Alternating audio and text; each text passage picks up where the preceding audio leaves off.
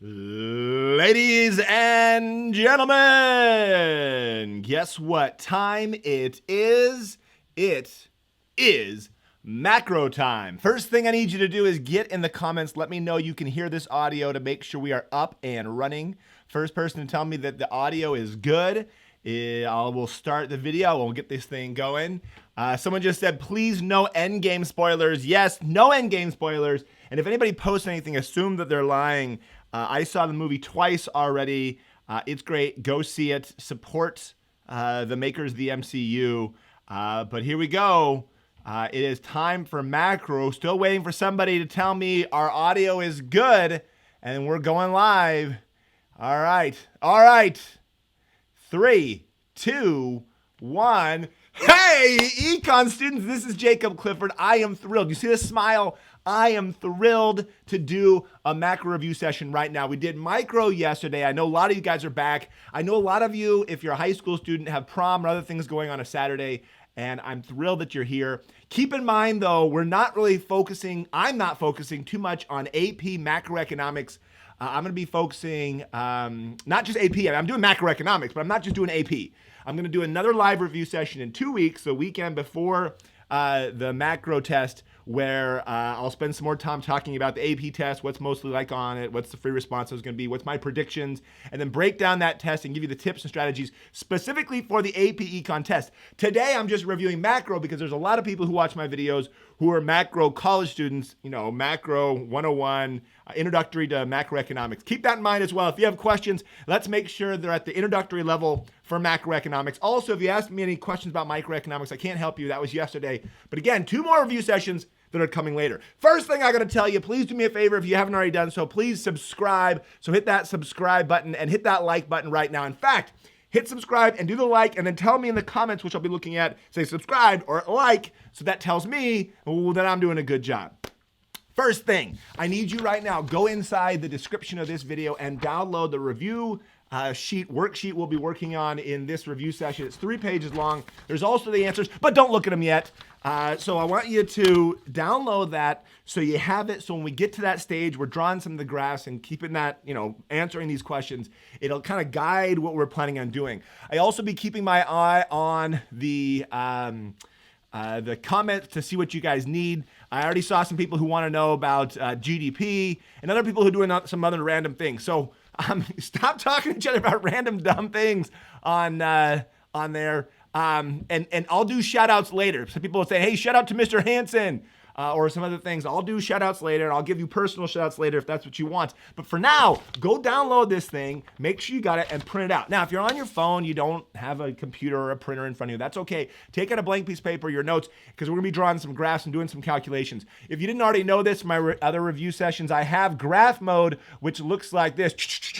Graph mode, this means I have the ability to show you what I'm working on so you can actually see the graphs and what we're doing. We're going to start off by working on this and go through some of these questions. And then once we're done with some of these questions, I'll ask you other questions. You can tell me in the comments what you want.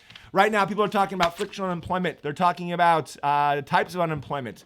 They're talking about things like that. Real versus nominal wages. That's easy. I can do all this stuff because I am your online macroeconomics teacher to help you guys out. So, ladies and gentlemen, I'm assuming you've got this thing downloaded and printed out. So let's jump into it. First thing, before I do any of that, I want you to know this. Let me get serious about this and get in the mic. I want you to know something. I'm so thankful that you're my student. And I mean that. Seriously, thank you so much for watching my videos. It means so much to me. And I'm not being like sarcastic or joking about being extra emotional about it. But seriously, like I couldn't do what I'm doing if it wasn't for you watching videos and getting the ultimate review packet and supporting my channel. It means the world to me, especially when you guys little, notes. Thanks, Mr. Clifford. I love you, Mr. Clifford. That's awesome. Anyways, I see people telling me about inflation, balance of payments, asking about the bank balance sheets. Like I said, right now I can't read all the comments that come through. When I say, hey, tell me what you want to hear and learn about, I'll jump in the comments. So here we go. You got this thing printed out. If you're at yesterday's live review session for microeconomics, keep in mind, Unit 1 is almost exactly identical for both micro and macro. So if you're a college student and you're taking macro in college, and you're like, okay, I'm good at this stuff, or I like this stuff, or I need to take another class, you should take micro anyways, because Unit 1's the same. You have some economies of scale. So you have, the first week or 2 weeks or 3 weeks maybe of your course is exactly the same. So why not take it? Anyways, start a macroeconomics live stream review session. The first unit is exactly the same as yesterday because it's all the same stuff. Remember, what I'm trying to do right now is prepare you for your final exams. So keep that in mind. I picked the big concepts you're going to see on the test. So there's 3 questions I start off with. I've got the worst handwriting ever, but I just wanted you to see those 3 questions. You're going to have it on your test. What is scarcity? We have unlimited wants and limited resources. So unlimited wants and limited resources. Now, why does that matter for macro? Well, in microeconomics, we have limited resources, time and land, labor, capital to produce stuff for a business. And that's important for making individual decisions. But particularly when it comes to macroeconomics, you got to keep in mind, we do not have the resources to provide, the government, for example, to provide everything to everyone, to solve all the world's problems, to fix the environment, but also to provide healthcare and provide free college education. We've got to decide how to spend our resources. And that gives us to the next question, which is what's opportunity cost? The next best alternative. Next best alternative. Now, you did not go to a review session to watch me write things on a piece of paper. Don't worry. We'll get to graphing. I just want to bring those up because you're going to see a question on your test. I guarantee your professor or your teacher will ask you a question about scarcity and opportunity cost. Now, an opportunity cost question might look more like a scenario. They say, okay, you've got a country and here's what they're producing. What's their opportunity cost? Or they might connect it to the PPC, the Production Possibilities Curve. It's the easiest graph. It's in your macroeconomics class, and it's such an easy graph to explain the concept. Now, before we get to it, let's go really quick back to the idea of economic systems. There's basically free market capitalism, and then there's a command economy where the government owns the resources and decides what's produced. There are 3 economic questions. Your professor is going to ask you this, I promise you. The idea that what to produce, how to produce it, and then who gets it. That's what every economic system has to answer, is what are we going to make, how are we going to make it, and who gets it. And basically, who decides the answer to those questions? Is it individuals? Is it businesses who own the resources in the free market system? Or is it a command economy where the government controls what to produce and how to produce and who gets it? Okay, that said, take a look at the production possibilities curve. You remember it says at the very top here, use the graphs below to show the countries for Econ Land and Cliffordonia to show the difference between a constant opportunity cost and increasing opportunity cost. You might see this kind of question on a test when it comes to a graph. If you have 2 different goods, cars and trucks, we're going to assume that is a constant opportunity cost, which is a straight line PPC, production possibilities curve.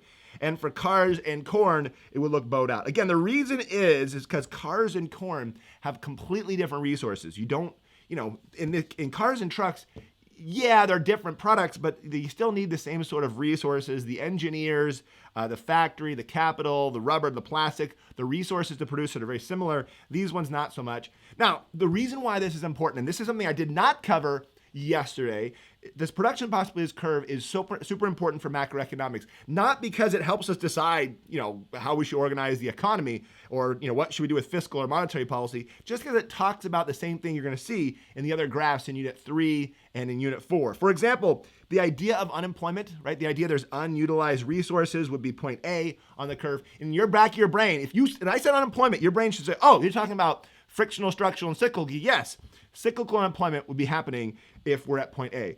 If we're here at point B, this is the idea of full employment where there is only frictional and structural unemployment. Again, I'm going to get to that later on, but that's what you should see when you look at the production possibilities curve. You shouldn't just be like, oh, it's that one graph. You should see there's concepts in there. Now, this is what I didn't cover yesterday. This production possibilities curve is at full employment. This is the idea at 4 to 6% unemployment in the United States. This is the idea of where we want to be in the economy. There's actually a second curve out here. What? Yeah, a second curve. The second curve, by the way, is not a shift. I'm not saying we have more resources or better technology and we're producing more stuff. This is the idea of maximum capacity, 0% unemployment.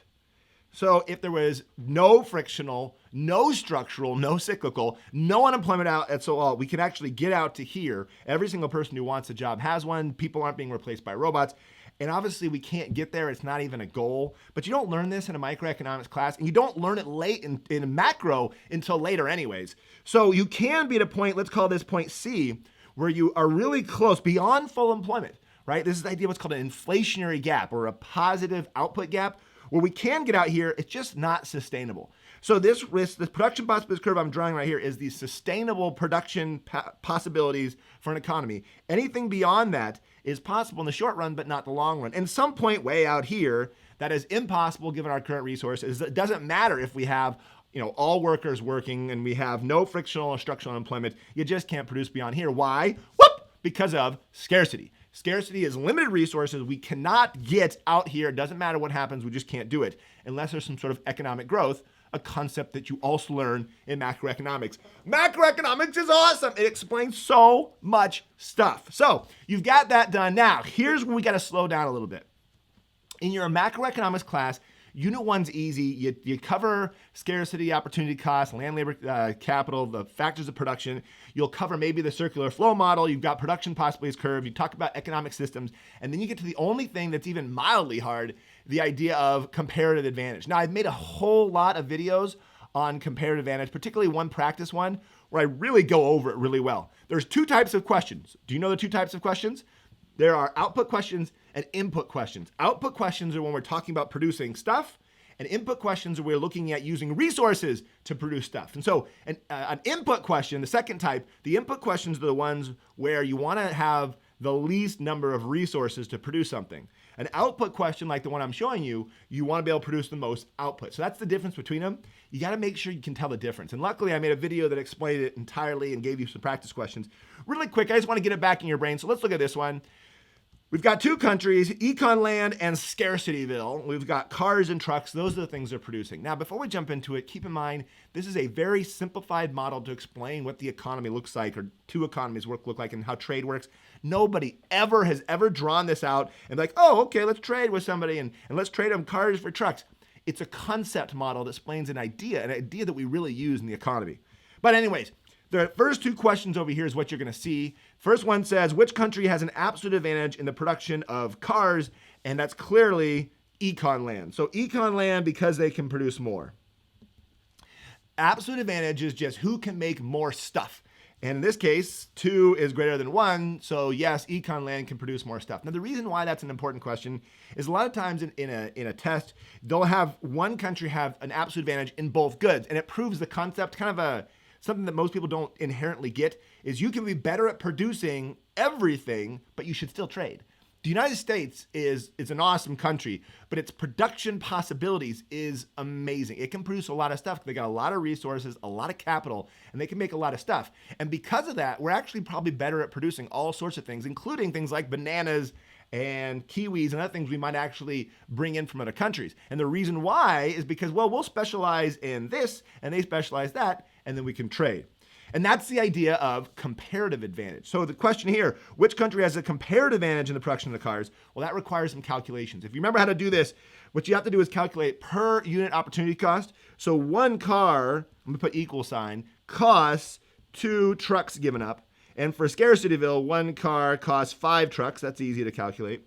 And over here, for Econ Land, one truck costs 1/2 of car they could have produced. That's their opportunity cost.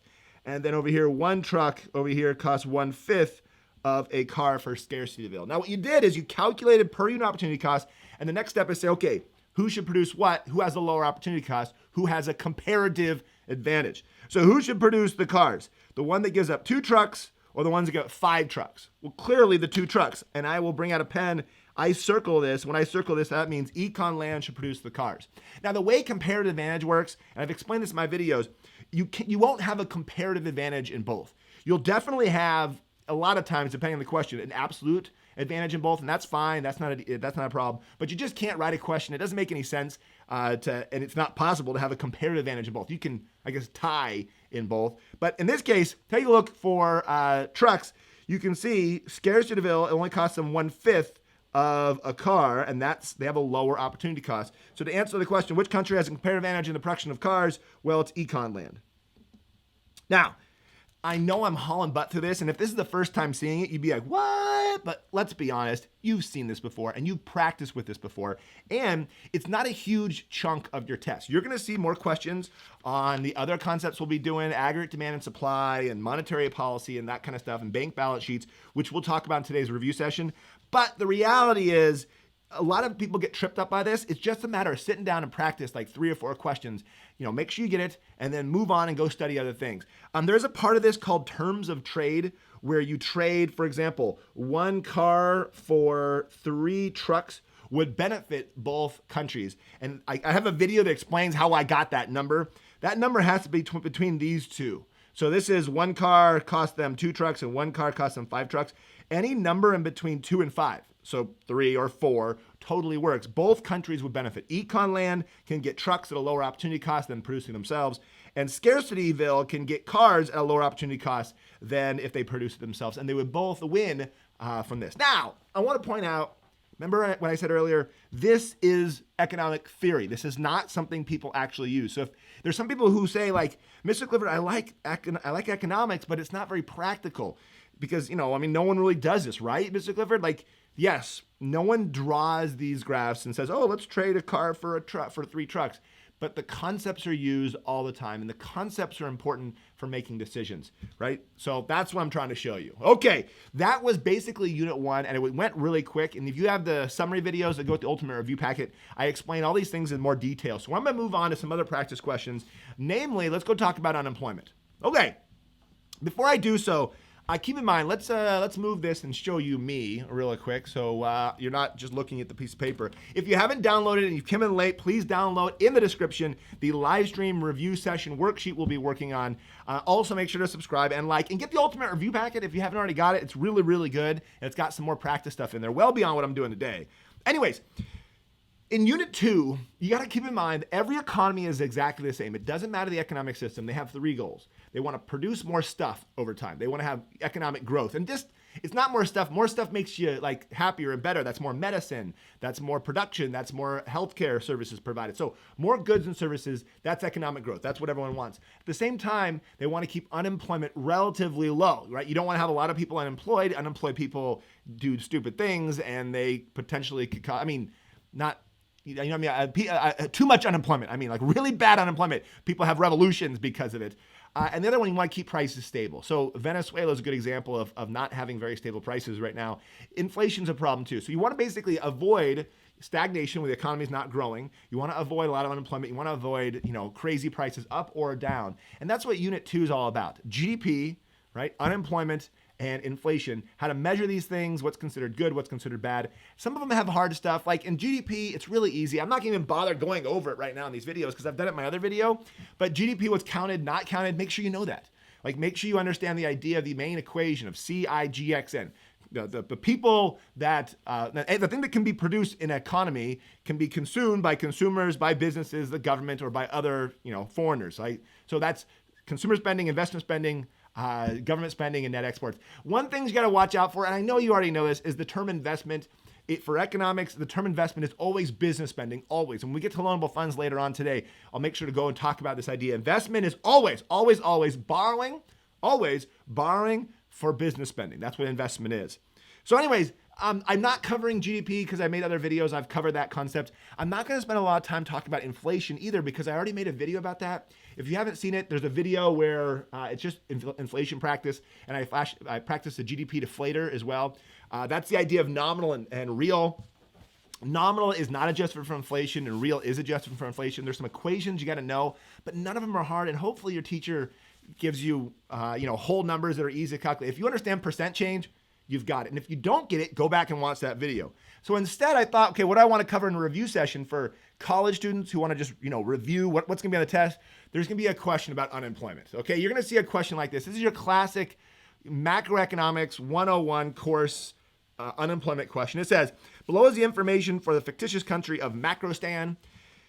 I'm just going to read the paragraph. I know you can read, but I'll read it for you. The nation of Macrostan has a population of 500 million people at age 16 and above. Currently, 350 million people have a full-time job. Another 30 million people have a part-time job. Of the 35 million people that would like a job but are not currently employed, 20 million are actively engaged searching for a job, while 20 million have given up looking for a job. Here is your job. Your job is to answer questions 6, 7, 8, 9, and 10. I'm going to take a sip of water. You try your best to figure out what's the labor force, like the actual how many people in the labor force.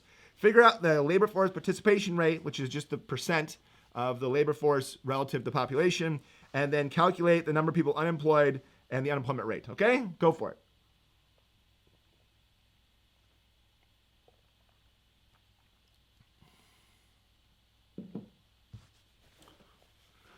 Okay. While you're working, I'm just going to talk to a few individuals who have some questions. Someone asked, do interest rates increase with inflation? Yes, 100%. Those things go up together, which totally makes sense. If the inflation rate's 2%, right? A bank, if I'm going to give you a loan, I've got to raise, if it let's say inflation goes up 2%. So was that 2% and went up to 4%? I'm going to have to increase the interest rate, because if I don't, I'm actually losing money on giving you that loan. Right? So as inflation goes up, interest rates have to go up, nominal interest rates, that is, because otherwise I'm actually losing money with the loan. So if you just think logically, like, okay, what am I going to do if I'm lending to people? Inflation goes up. Well, now I got to raise that rate, because otherwise, if they give me that money, I have lower purchasing power. Some other people are asking about other things, which I will get to. Okay. Let's jump into this. All right. This is kind of a tricky worded question. If you understand the wording, then you should actually be fine. All right, but here we go. How many people currently in the labor force? Well, we know there's 500 million people, 16 above, but that's not the labor force. To be part of the labor force, you've got to actually be either working or looking for a job. It does not count discouraged job seekers or discouraged workers. And so these 20 million people who've given up looking for a job do not count. That doesn't work. So what we got here is the 350 million, can you see? Yeah, 350 million people who have full-time jobs, and another 30 million people who have part-time jobs need to be counted as well. But we're not done. Keep in mind, though, when you look at unemployment, and you know this because you've been taking macroeconomics, part-time people count towards the labor force, and that could be a problem for the actual numbers, because some people are involuntarily working part-time. In other words, they don't want to work part-time, but because the economy maybe is doing poorly, they're still working part-time, and that doesn't show up in the numbers of the normal unemployment rate you look at. Of the 35 million people who are a job not currently employed, so 35 million people aren't working, is what it says.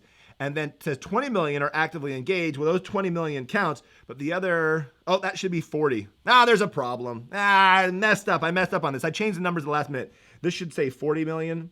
If I screwed you up, I apologize. I just changed that like a couple hours ago because I wanted some numbers that were perfect. Of the 40 million people that would like a job but are not currently employed, 20 million are actively engaged and 20 million giving up looking for work. I apologize. I screwed that up. That's on me. That happens. I'm sorry. That probably threw you off. But the point is, you do not count these 20 million people, right? Don't count those 20 million people because they're not part of the labor force because they left it. Now, you might be thinking, wait. We're at a grand total of 400 million people, which is the right answer. But what about the other 500 million people, right? It said there's 500 million people. Well, I don't know. Maybe they're retired. Maybe they're in the military. Maybe whatever reason, they're just not part of the actual civilian labor force. So I don't know anything about them. All I have is the information here. Again, I'm sorry if I messed you up with this 40 million thing. That's my fault. Let's just bounce back from it. Okay, calculate the labor force participation rate. Well, it is the 400 million people divided by the 500 million people that are in the population for a grand total of 80%. So labor force participation rate is 80%. The reason why it's an important number in real life is because we want to make sure that, people not only have a job, but people are actually involved and actively engaged in the economy. So if you had 100% unemployment, that's not particularly good. But if you had 95% employment and only 5% unemployment, but at the same time you had, 2% labor force participation rate, that would be a problem. Yes, people who want a job are working, but what about all these other people, and how are you supporting them, and how are they involved with the economy? Are they taking out? Are they putting in? What's going on? All right, next question. What's the total number of people that are counted as unemployed? The total number of people are 20 million people who are unemployed. By the way, if you're thinking, oh, this is super easy, awesome. That's great. I'm glad this is easy for you. We are going to get to trickier things later on with more graphing and more difficult questions. But for now, I want to start off with an easy unemployment question you're definitely going to see in your college class. Next, calculate the unemployment rate. Well, the unemployment rate is the 20 million people who are unemployed divided by the labor force, which we said was 400 million people who are unemployed or who are in the labor force. So 20 million people of the 400 in the labor force want a job but currently can't find one, but they're actively searching for a grand total of 5%. Oh, that's a horrible 5. 5%. 20 is 5% of 400. If and you can put it in a calculator if you want, or just understand that 10% would be 40, so half of that must be 5%. But there it is, 5%. Now, suppose that the 20 million people who have given up looking for a job suddenly all decided to start looking. Calculate the new unemployment rate. This one I want you to slow down on, okay? What I want you to do is, it says, calculate the new unemployment rate if those 20 million discouraged job seekers that we said right here decided to go get a job, right? Calculate that thing, and I'll have a little bit more water. Go for it.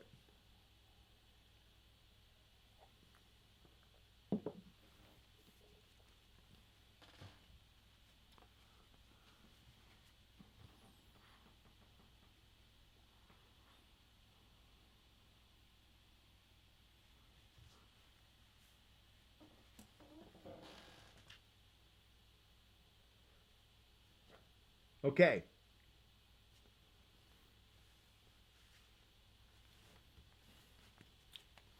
Now, here's what I was afraid of and why I wrote this question. And the reason why I'm doing this is because your professor is going to do the same thing, okay? Your professor and econ teachers are just kind of like this. They like to ask little tricky questions to see if you understand the concept. So in this one, what you see is we went from 200 million people who are unemployed up to 400 million people. We went from 20 million people. Let's start over here. 20 million people who are unemployed. And then now it says another 20 million people. So a grand total of 40 million people are going to be unemployed. And you're thinking, oh, okay, great. And what I wanted to see if you're going to fall for, and if you didn't try the question, then you're not learning anything. So try questions I give you. On this one, if you try to divide this by 400, you messed up. If you said 10%, then that is horribly wrong. No, it's not 10%. The reason why is, don't forget, when you add that extra 20 million into the unemployment, that also means that the labor force goes up as well, up to 420. So it ends up being something like 9%, I think, like 9.5%. I did the calculation earlier, but it's 9.5% is the actual unemployment rate. I just want to see if you're going to fall for that, because a lot of times, and I probably would have done the same thing if I was a college student. Oh, another 20 million, that's 10%. Make sure you're not falling for those little tricky, easy questions that aren't even hard. You just got to make sure if these people start working, you got to start entering the labor force, not working, but entering the labor force, and they're not working. Yes, they're counted as unemployed, but you also have to factor in that it's increasing the actual labor force as well. You can't just leave labor force at 400. Does that make sense? Does it make sense what I'm talking about? It's not 10%. That's why I want to make sure you didn't fall for that. It's not 10%. Okay, that said, let's round off Unit 2 with 2 more bonus round questions. It says, if an economy is experiencing a recession, which types of unemployment will exist? So go ahead and write those down or spell them out. Go for it. Ready and go.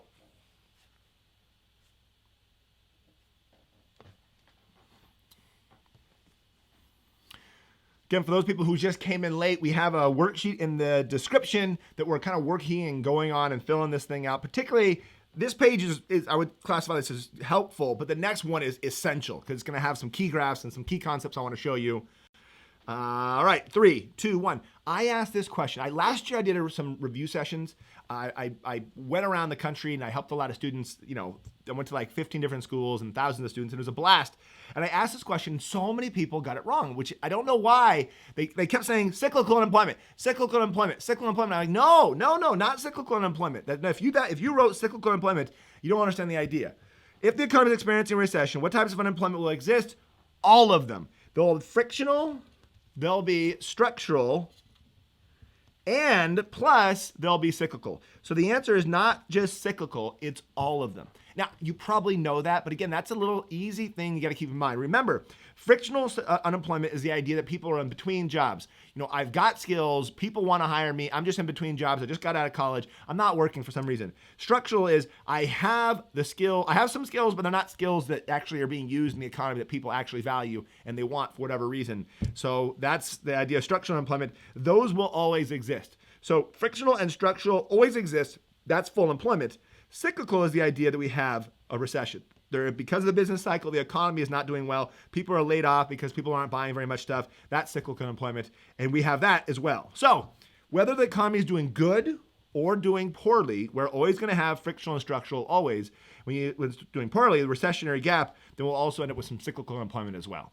Those are easy questions. Every professor likes to ask questions about unemployment. Does this person count, and how do they count? Are they frictionally, structurally, cyclical unemployed? These ones are what I call softball questions, where your professor just goes, okay, here you go. Throw that softball high in the air, and you just knock it out of the park. Crack! Of course, unemployment, easy question.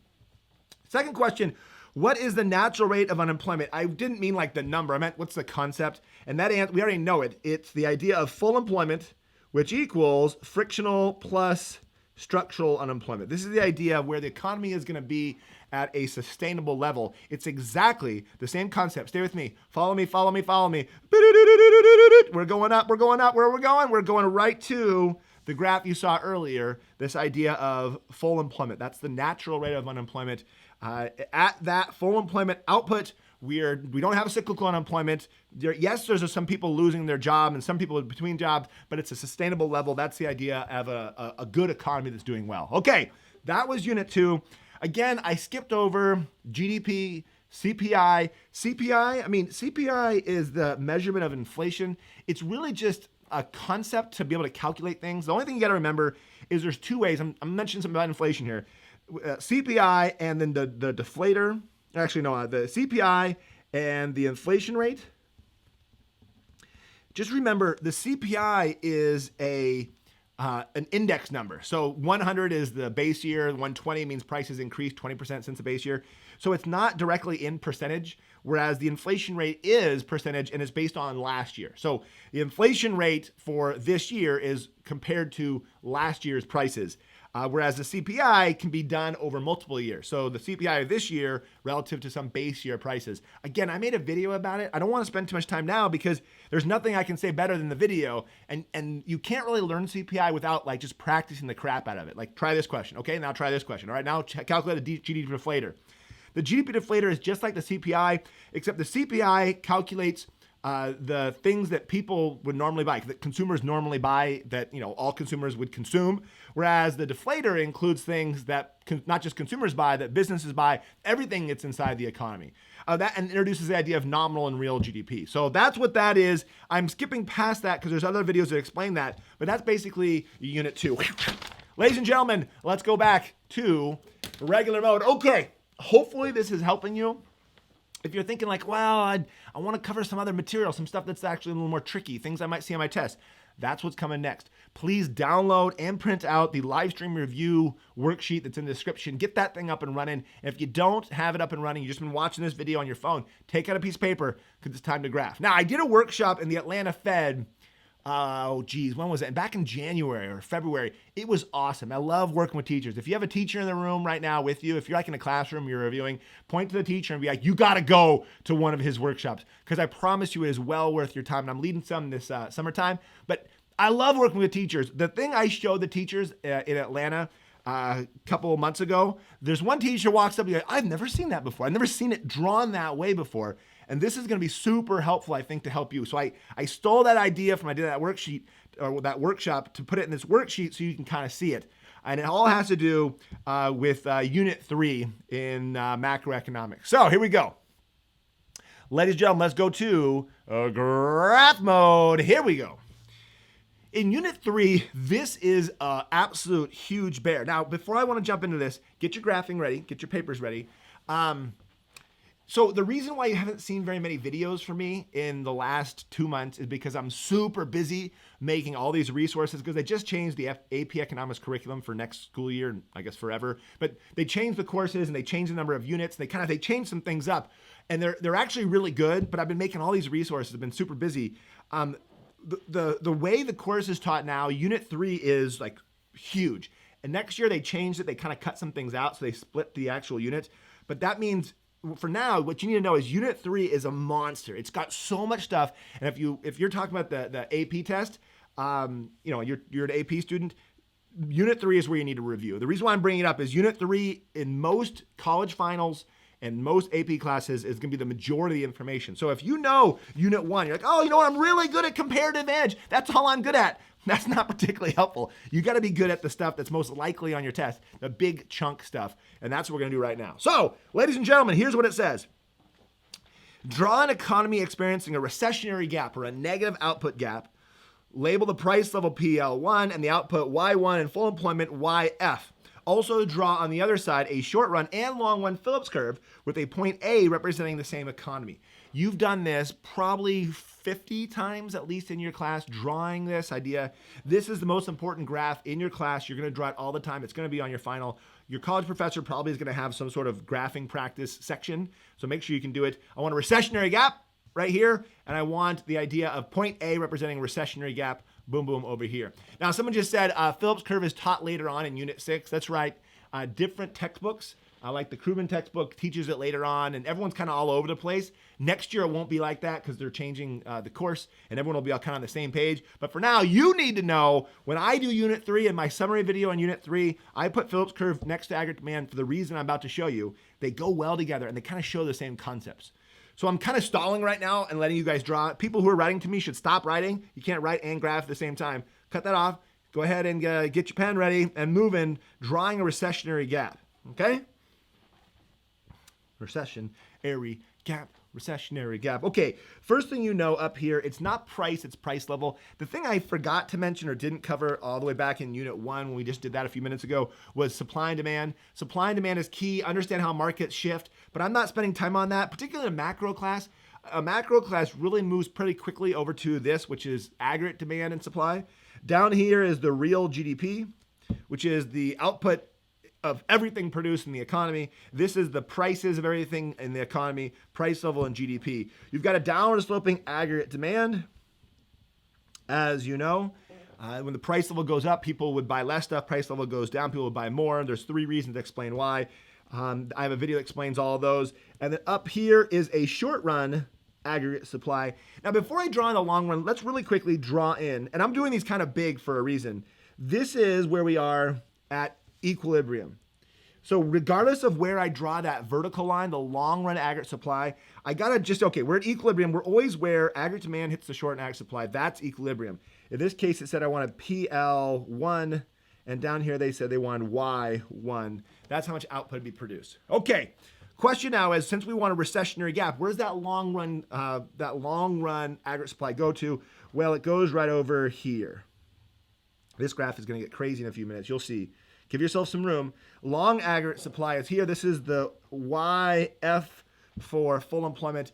We are currently producing some amount of GDP, which is less than the full amount GDP, which seems familiar. We've seen that before. Where? Woohoo! Right there. We are currently at point A. Point A has some output below full employment, right? So there we are. That's the concept. We are at point A right here, which happens to be the same as that point A right there. Okay, cool. All right. Now that we got that done, let's go draw over here the Phillips curve. Now the Phillips curve, the only thing you got to remember, the only thing that's kind of a little weird that people forget is they go, oh, I know, what's up here? Oh, is it interest rate? What's it? What is it? You just got to remember this is inflation, okay? It's not interest rate, it's inflation, or the inflation rate. Or just think of it as price. It's the same as the price level, right? So this is the price level or the amount of inflation. Down here is unemployment. Now, this idea of unemployment, this idea of the short run of Phillips curve tells you there's a trade-off between inflation and unemployment in the short run. The idea is the economy can have, oh, that's ugly. The economy can have, right here, be up here and have high inflation but low unemployment. That's the idea of inflationary gap. right? Or it could be down here, high unemployment, but usually when there's high unemployment, we don't have a problem with inflation. In fact, we actually have a problem of deflation.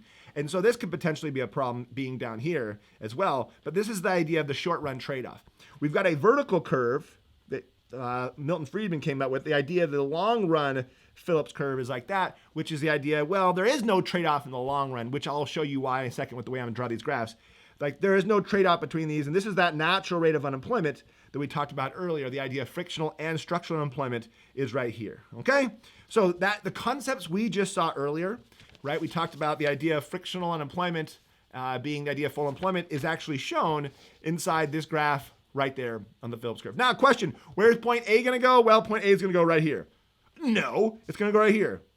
No, it's gonna go right here. Point A is the idea. Now, by the way, the fact that these don't like match up or something doesn't matter. The idea though, that's point A. I'll put point A right here to make things. In fact, what I'll do is this, just to make things pretty, I'll draw this A and I'll put it pink because things are gonna get nuts here in a second. Here we go. So that's point A, recessionary gap, the economy's not doing well. We have both frictional, we have all frictional, structural, and cyclical unemployment. You know how to draw this graph, you're fine. Now, that said, there are two different things that can happen here. And on an AP test, it's really clear what they do when it comes to like the actual free response questions. You know, they say, okay, either you can use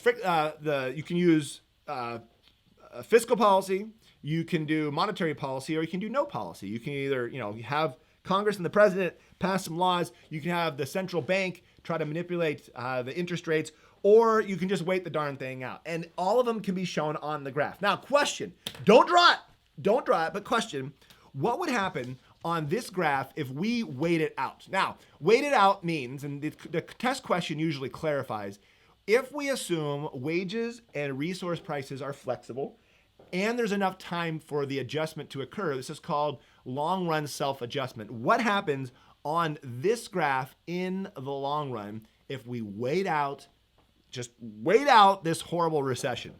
Well, eventually, in theory, wages would eventually fall. Now, when wages fall, right, and the reason wages would fall is because there's unemployment, right? There's a lot of people who are not working. I don't have a job. You don't have a job.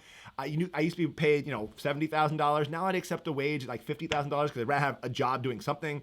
So my wage would fall. Resource prices, there's no pressure on resource prices. No one's using lumber. No one's using concrete. No one's using steel because there's a recession. And so eventually wages would potentially fall. And if wages do fall, that means producers can produce more stuff, causing this curve to shift over to the right. The short average supply curve would shift over to the right, and that would put us at full employment. So we could potentially wait out a recessionary gap. That is possible, and that is the idea of waiting it out. Now, we could draw that and show that concept, but I'm not going to. Instead, what I want to do is let's assume, and I'm going to switch to a different color pen here. Let's assume that we use some fiscal policy. Now, fiscal policy, in fact, let me write it over here. You should know this.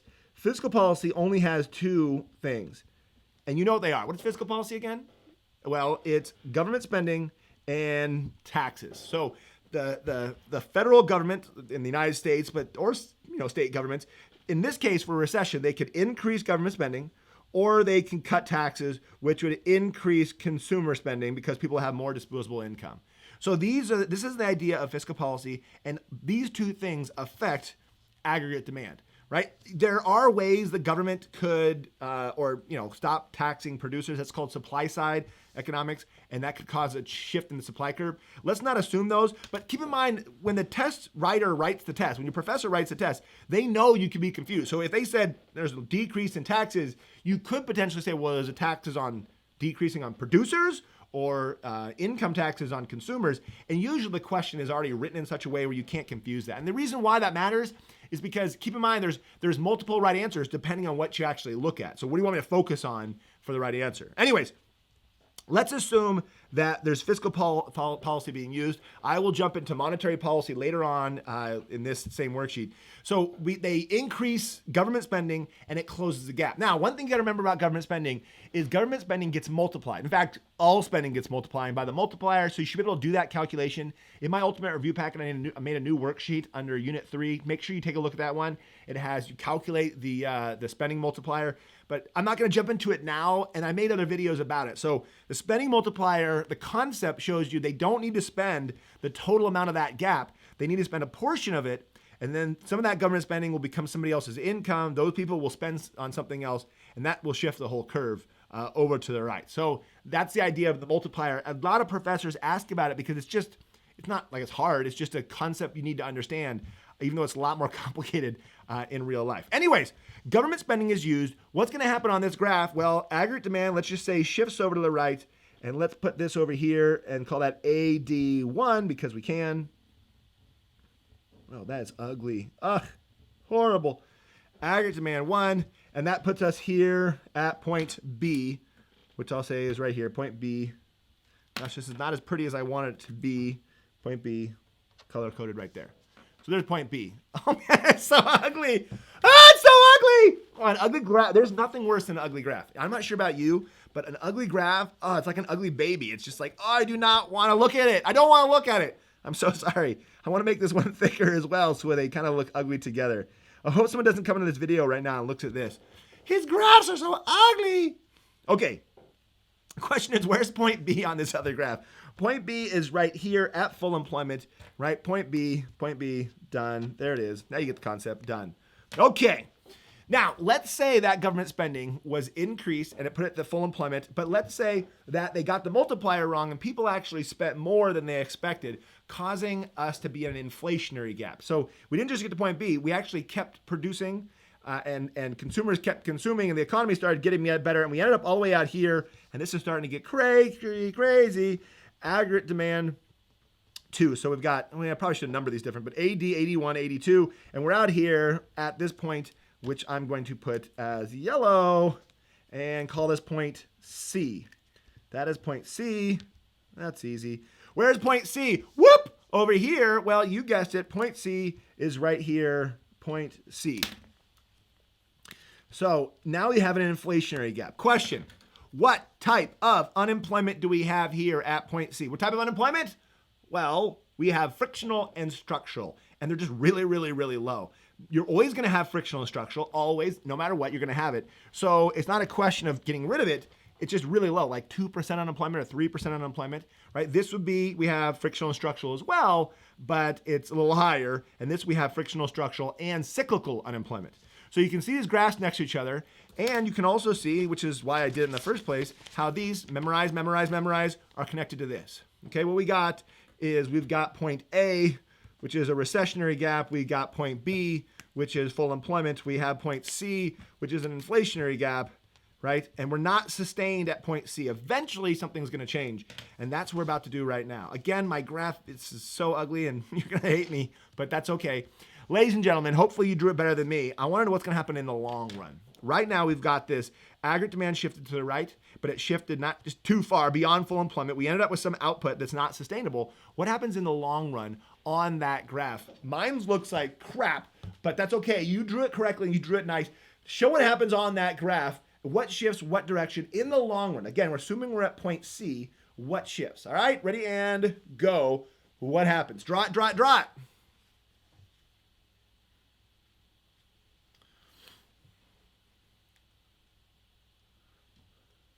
By the way, I'm reading the comments. If you're wondering why I'm being quiet here, just looking. I'm reading those comments as people say different things. I love the fact that comments aren't moving right now because that means you're probably graphing, which makes me really happy. Ooh, some people are asking good questions. Short run aggregate supply. Someone said, what's SRAS? Short run aggregate supply. That's what that is. Abel said he's the biggest fan ever. Okay, prove it by drawing a graph.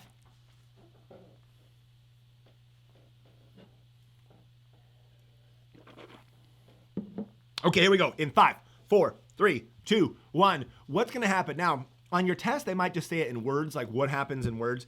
This one, I want to show what happens. And again, my graph just got crazy. I'm going to extend this long run aggregate supply all the way up here. Why? Because why not? Why not? Okay, what happens in the long run? Wages are flexible upward. In fact, they're more flexible upward. And so if we have inflationary gap, that means there is a lot of people using lumber and concrete and workers. And I have a job and I'm making, $80,000 a year and you want to have me work for you. So you got to pay me $90,000 a year. So wages and resource prices start creeping up and they creep up relatively fast when inflation starts to occur. So what happens? Well, costs go up and higher costs means less production. The short run average supply curve would shift, short run aggregate supply, oh gosh, this is so ugly, would shift to the left, putting us at a new point, which is right here, which I'm going to call, D, point, no, I can't call it D because we used that earlier. Let's call it point E, and you guys can laugh at how ugly this graph is. Again, hopefully no one just showed up and saw this. This is hilarious. Anyways, recessionary gap, full employment, inflationary gap, self-adjustment, economy went back to where it was before. Now, the reason why, again, is this was a change in government spending. Remember we said before, change in government spending. If this was a change in investment, something else would have happened because we would have had more capital. This curve, we would have had a triple shift, right? We would have had this whole long ass supply do something different, which I can show you later on if you want. But right now, you got to understand the idea. The economy self-adjusts back to full employment, which we'll call point E. The question is, where's point E on that? That's probably the hardest question the whole day, especially if you haven't seen the Phillips curve or messed with the Phillips curve very much. Where is point E on that graph? You know where it is here. The question is, where is it on this one? So go ahead and identify where it is. Show that concept. All right. Someone just said they showed up and saw this. I know you're joking. You wouldn't say that joke. That's hilarious. We'll get to that. I'll talk about the shifters and long run supply. I'll just tell you now. Someone asked the shifters of long run aggregate supply. Those shifters would be anything that means we can produce more stuff. So better technology, things that affect the aggregate production function, if that makes sense to you.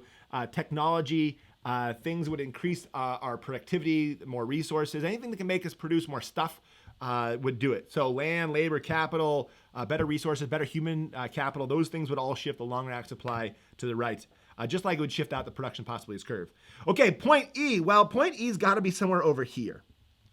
Now, before you just draw it there, understand why it's there. What happened? Well, in this case, output decreased, right? So unemployment increased. Check. Unemployment increased. We moved over from point C over here somewhere to point E. And price level or inflation increased at the same time. So we have to be over here. And why? Well, because the short run Phillips curve shifted. Anytime the aggregate supply curve shifts, that means the Phillips curve also shifts the other direction. So when this one shifts that way, boop, this one shifts that way. If you haven't seen the video where I do that, I do this wrap thing, you should watch it in the unit summary video. But basically, this is the concept. What I'm trying to show you is this, with this ugly graph. The idea of basically, if you understand this, you can draw the economy in any one of these stages, right? You can show it a recessionary gap, you can show an inflationary gap, you can show recession, full employment, inflationary gap, and the idea of self-correction. In the beginning, we talked about self-correction with a recession, right? Remember in the beginning, I said, well, what if we wait it out? Well, that would be the other correction. The economy would correct back to full employment because wages would fall. So basically, we covered the vast majority of all the things that could be asked in your free response section, the graphing section of your professor's exam, all basically by showing this concept. And I tried to, as best as I could, connect it back to this one, which we ended up saying at point E, and I'm making up some point E, is back on the actual curve at full employment, right? We couldn't get to point D. You can't even get out there. So the economy recessionary gap, you get to full employment, inflationary gap, and then it's going to move back to some level of full employment that is sustainable in the long run. That is shown on both the production possibilities curve. Well, the production possibilities curve, it's shown on aggregate demand and supply. It's shown on the Phillips curve, all those concepts, and you're likely to see every single one of them on your test. The things I left out in this unit, explicitly left out because of time purposes, is the idea of the spending multiplier, the idea of 1 over the marginal propensity to save is the spending multiplier, and then 1 less than that is the tax multiplier. You're going to see those on your test as well. Just feel comfortable with the idea, though, especially if you do my practice video where you actually do the calculations for that and show this concept of how to close the gap using specific dollar amounts. For example, the test could say, this is 100 billion and this is 200 billion, and they could say how much spending, what's the least amount the government could spend to possibly close the gap, assuming there's no other factors like crowding out or people don't burn the money or people don't save the money. That would cause all that to change. But the idea that would shift out the curve, but they'd actually have to do a calculation for it. You wouldn't just say it would shift out. Then you have to be able to do the calculation using what's called the simple spending multiplier, which is that equation and that concept. Keep also in mind that transfer payments don't. Let's do this real quick. So here's a question for you. What is transfer payments? You even know what that is? So you probably learned that back in Unit 1 if you did the circular flow back then. Transfer payments is money the government spends on things that are not for goods and services. They're not paying people to, be working for the post office. They're not buying goods and services. They're not paying for steel for a bridge. This isn't a case of welfare or something they're providing to meet some other social goal. So when it comes to transfer payments, those don't count towards GDP, right? So Social Security payment to somebody does not count towards GDP. But when that person spends it, that does count towards GDP. So if that helps you, this is the simple spending multiplier that you learn. This is the idea of connecting to government spending. But there's also the tax multiplier, which has one less ripple effect. And there's also the transfer payments multiplier, which also has one less ripple effect. So both the tax multiplier and the simple spending, the tax multiplier and the transfer multiplier basically have one less ripple effect in the process. So if this was 9, then the tax multiplier would be 8. And so any amount in spending that occurs in the economy, we get multiplied times 9. A tax cut by the same amount would end up resulting in a multiplication of 8. Again, there's videos that explain it, so you're fine. All right, let's go back over here to me, and there I am. Woo! I am excited, and I'm having fun. Do me a favor right now. Hit the comments, and let me know if you, first of all, let me know if there's something you want me to cover in the first half of this course. I ever covered Unit 1, 2, and 3. I'm going to talk about monetary policy and bank balance sheets and a bunch of other things later. But for now, let me know in the comments if there's something that you want me to cover. Crowding out.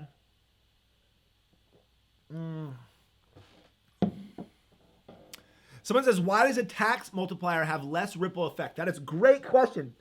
Why? I love whys. Whys are good because people save a portion of a tax cut. So if the government were to, and because I like to have numbers in front of me, let's say, and I don't want to go too much in the weeds on this one, but let's just say the marginal propensity to consume is 0.9. This means that people spend 90% of new income that they get. So if you gave somebody $100, of that $100, they would save 10%, and then they would spend or consume the other 90%. This means the marginal propensity to save equals 0.1, and that means the multiplier, 1 over the marginal propensity to save, is 1 over 0.1, which is 10. Okay? So the multiplier, the spending multiplier is 10. If the government were to spend, let's just keep it really simple, and say $5 million, that would become $50 million in the economy because this ripple effect process. $5 million becomes somebody else's income. That person spends it. That person spends it something else. And that some person, keep doing that over and over again. $5 million gets multiplied times 10 to become $50 million. Okay, that makes sense. Perfect. Remember, this is an initial government spending increase of $5 million.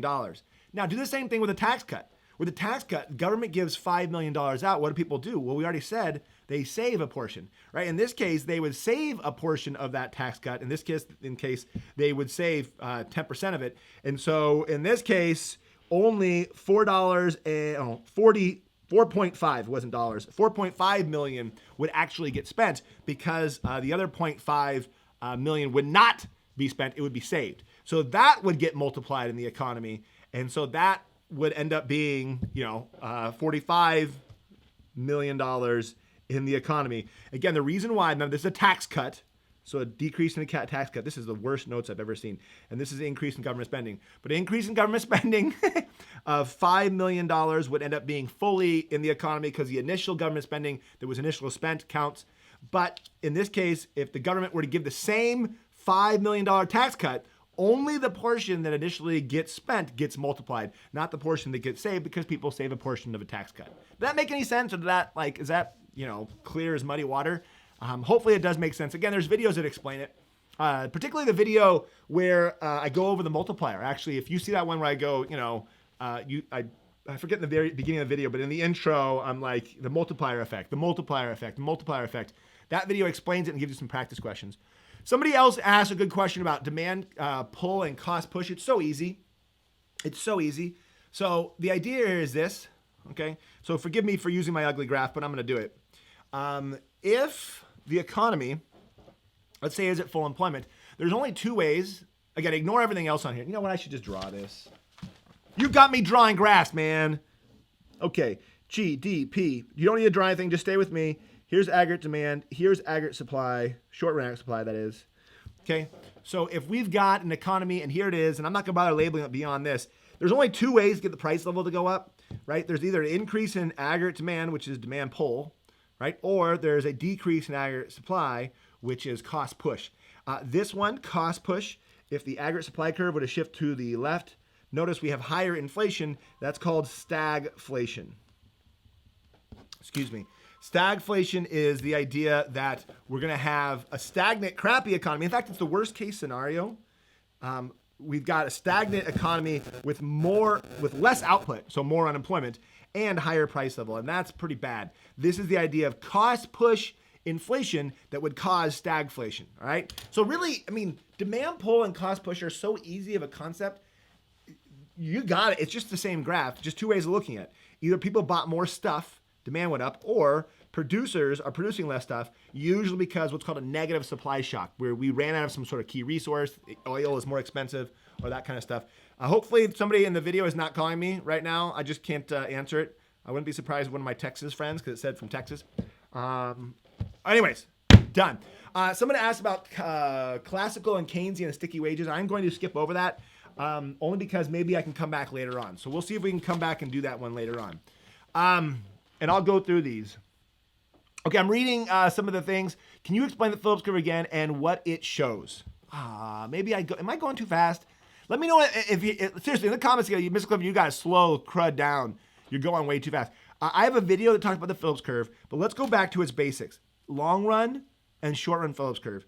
The Phillips curve just shows a relationship between inflation and unemployment, and that short run relationship and that long run relationship, right? In the short run, you've got a trade-off between the two. In the long run, as we just saw with this graph, eventually we're going to get right back to full employment.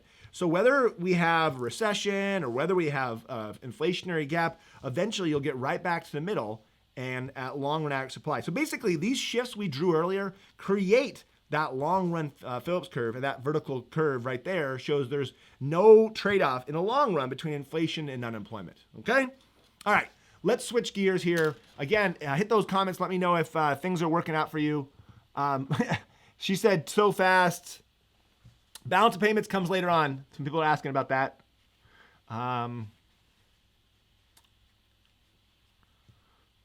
Why does stagflation... Okay, I'm sorry. I'm just reading. Some people are saying weird things, which is pretty normal for college kids and high school kids. Okay. I will. So somebody asked me about bond prices. Let me get to those later on. Ask that question later on. So right now it's out of context. People are asking about foreign exchange. Hold up on that as well, because foreign exchange we'll be covering in the third page of this session. We'll actually go and draw some of that graph. So some people are saying exchange rate, all that good stuff. Noah asked me if I could take the AP test for him. Sorry, Noah, I can't help you out. Ask your teacher. Also, you'll get in trouble. You saw the stuff that happened with the college acceptance people a couple months ago. Okay. Please clarify, is stagflation a shift up or out of the short run Phillips curve? Ooh, that was actually a good question. So stagflation, which I just drew here, would be a shift in the short run aggregate supply curve, which would be a rightward shift in the Phillips curve. So here to here, right? That would cause now higher prices and more unemployment. That on the Phillips curve would be a shift to the right. We already did that, right? When we already did that here, right? The idea of we're at point C, and the short and Phillips curve shift to the left. That's like point C going to point E. So yeah, that's a different graph. Again, if you watch the Phillips curve video, that'll explain that for you. Ladies and gentlemen, let's switch gears and head over into Unit 4, where I think in most cases, this is where we start losing students who are just like, what is going on? It starts off with money. You have to know the functions of money, the three functions of money, the store of value, unit of account, and, oh geez, most important one, it's a medium of exchange, right? So you have to use money to buy stuff. Then you start learning about the money market graph, and then you start talking about monetary policy, and then where you probably lose most students is the whole idea of bank balance sheets. and this idea of, the Fed buys bonds and stuff. We're going to practice all that stuff in this next section. Before we do that, let's go and hit the graphs real quick and see conceptually what's going on here. I have 3 graphs side by side. The AP test doesn't do this. Your college professor might do this. I had to do this in college to show how a change in the money market affects aggregate demand and supply and how it's all interconnected.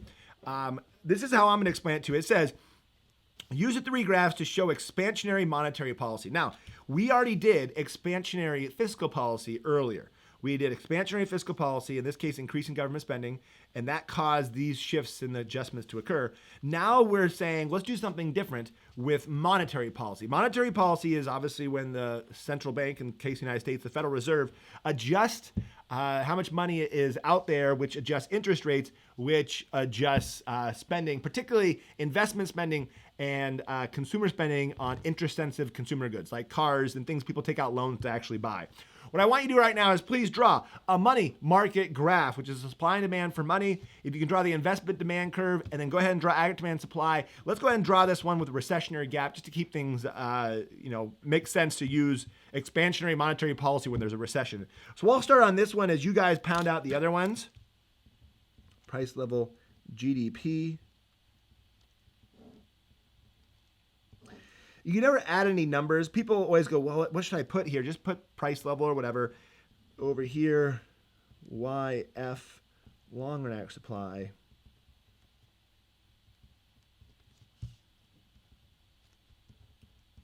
By the way, did you guys tell me if you're liking the show? Are you enjoying this? Loanable funds is not the same as investment demand. It is, yes, same idea, but we're not really focusing on loanable funds. Don't focus on the supply. It'll make sense. Just be patient, be patient, be patient. Okay, here we go. Technically, yes, it increases the supply of loanable funds, but I don't draw it with the supply curve. Just be patient. Okay, here we are. Money market graph. Let's zoom in on this puppy first, okay?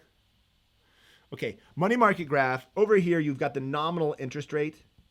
It's important to keep in mind that we're looking at the nominal interest rate, not adjust for inflation, whereas the real interest rate is what you see with something called a loanable funds market, which we'll get to later and talk about if we have time. Down here is the quantity of money out there. Now, let's slow down here and make sure we understand money. When we talk about money, we're not just talking about cash and currency. We're talking about, yes, cash and currency and money that is in checking accounts, money that can be used as a medium of exchange. And so we're talking about M1 money.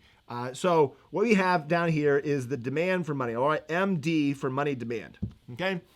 When the interest rate, nominal interest rate is really high, you do not want a lot of money. And the reason why, the quantity demanded is very low. You want to go put that money that you would normally use to buy things, extra money to buy things, in an interest-bearing account. So I want to go buy bonds. If the interest rate's like 20%, I don't want to have a lot of cash in my checking account. I want to go get that 20% rate of return.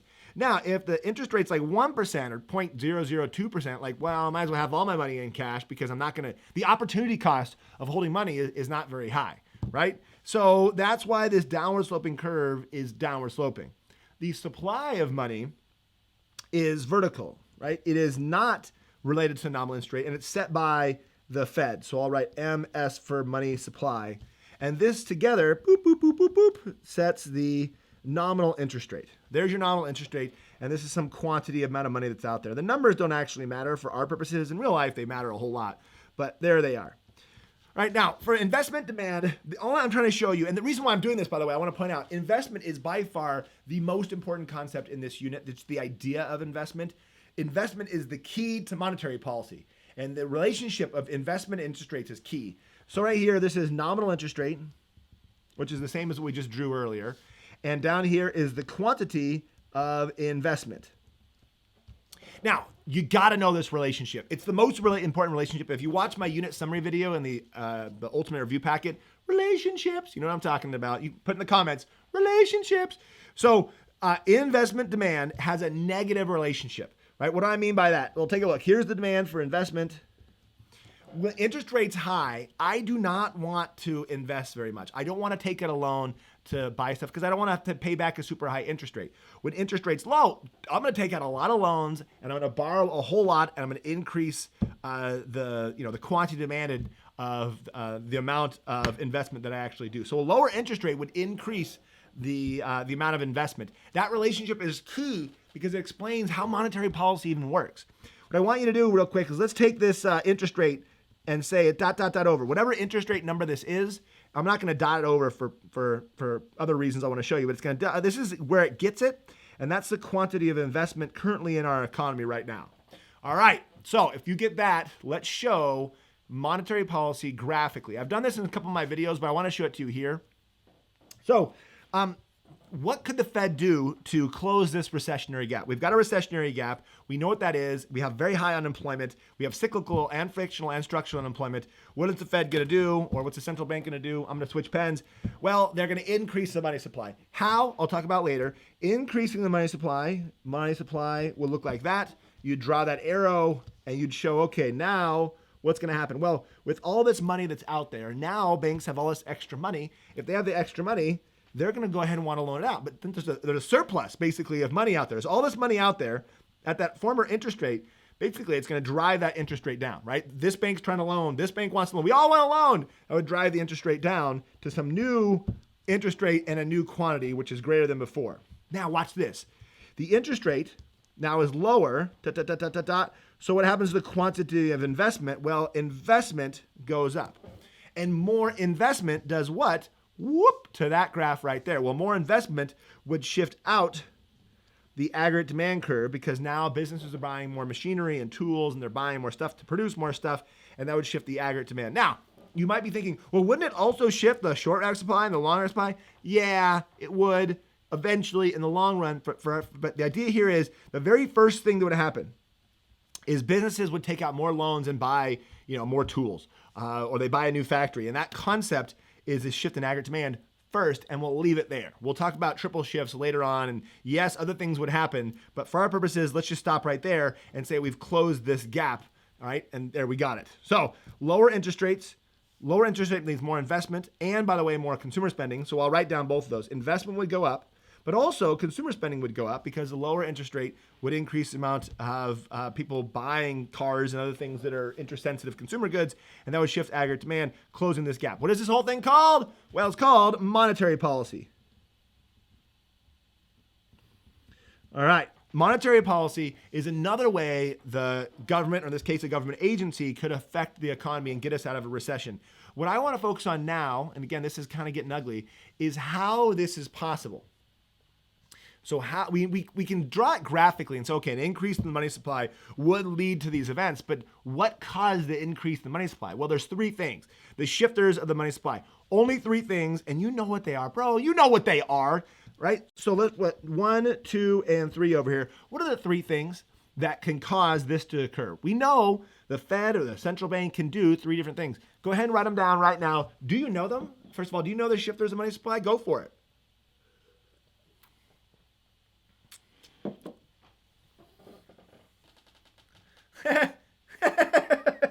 Someone said I was talking about short run, long run, and someone said, what about the medium run? I'm hoping that was a joke. I'm hoping it was a joke. Oh, it probably was. Jerome Powell. Was that a shout out to Jerome Powell? Okay.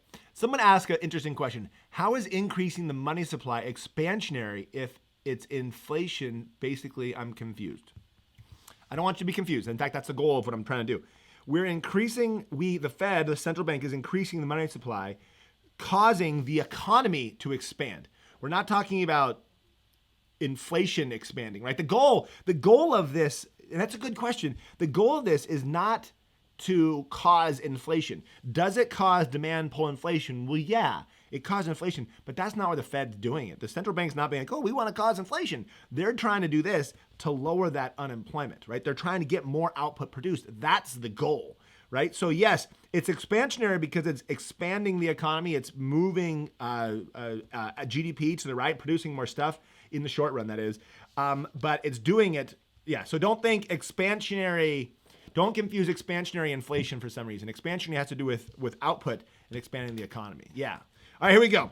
Number 1, reserve requirement they can lower that reserve requirement. Banks have to hold a certain amount by law by the reserve requirement. So someone deposits money in a bank, the bank has to hold a portion and loan the rest out. The amount they have to hold in reserves is set by the central bank. The central bank can lower that number from, let's say, 10% down to 2%, and then now the bank has more money to loan out. Okay, that could work. The discount rate, they can lower that. The discount rate is the rate that the Fed charges banks. So if a bank wants to lend out a bunch of money and they realize, oh crap, we don't have our reserve, they can go borrow from the Fed. Now, if the Fed were to charge 30%, then the bank would be like, well, we don't want to loan out too much because we got to go pay the Fed a bunch higher, rate. So instead of doing that, if the rate was, let's say, 1% or 0.002%, then the bank would be like, well, we'll loan an extra, a bunch of extra. And if it turns out we don't have our reserves, we can just go borrow from the Fed and we'll borrow for the reserves and it'll still be a really low rate. So they can lower that the discount rate. Last one, by the way, the most important one is open market operations, which I'm going to put a pink thing around because it's so important. Open market operations is when the central bank buys or sells bonds. In this case, buy bonds would do it. Buying bonds, it's the one they use most likely. It's the one that's most likely on your test.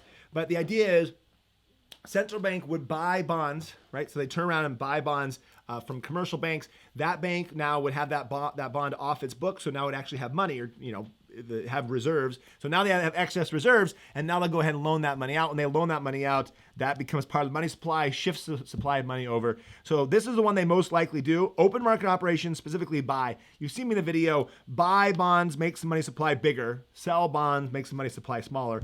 But that's the most important one. That's what you have to know. So any one of these things could have caused these events to occur, shifting the aggregate demand at the end. Now, other things could happen. You could have talked about the effect of interest rates.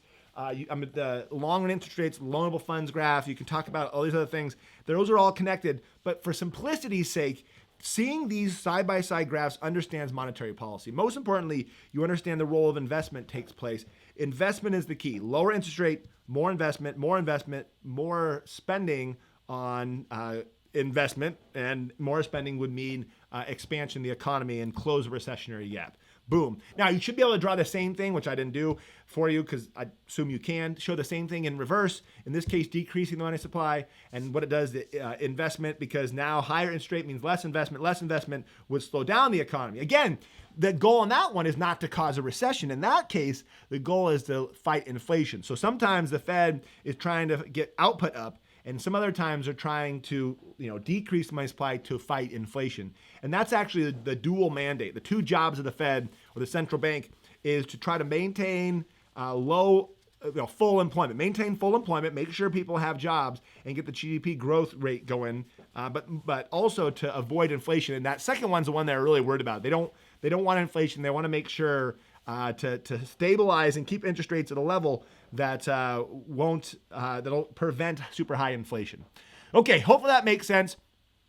Someone said, say hi to Mark Lamb, Lord Beltran. Mark Lamb is awesome. Hopefully you guys, by the way, Mark, he's a teacher in Abilene, Texas, one of my friends who still hasn't visited me, by the way, in San Diego, Mark. I actually gave you a text the other day. Now's a good time to have you do some shout outs. Who do you want me to do a shout out? We're a minute 16 into this thing. I'll shout out. You let me know. So here we go. Mr. Clifford lives in San Diego, right? Yes, I do live in San Diego.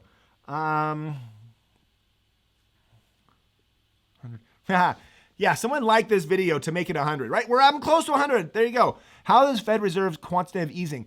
That's a good question. Now, if you might be a college student for quantitative easing, the AP test doesn't ask about quantitative easing.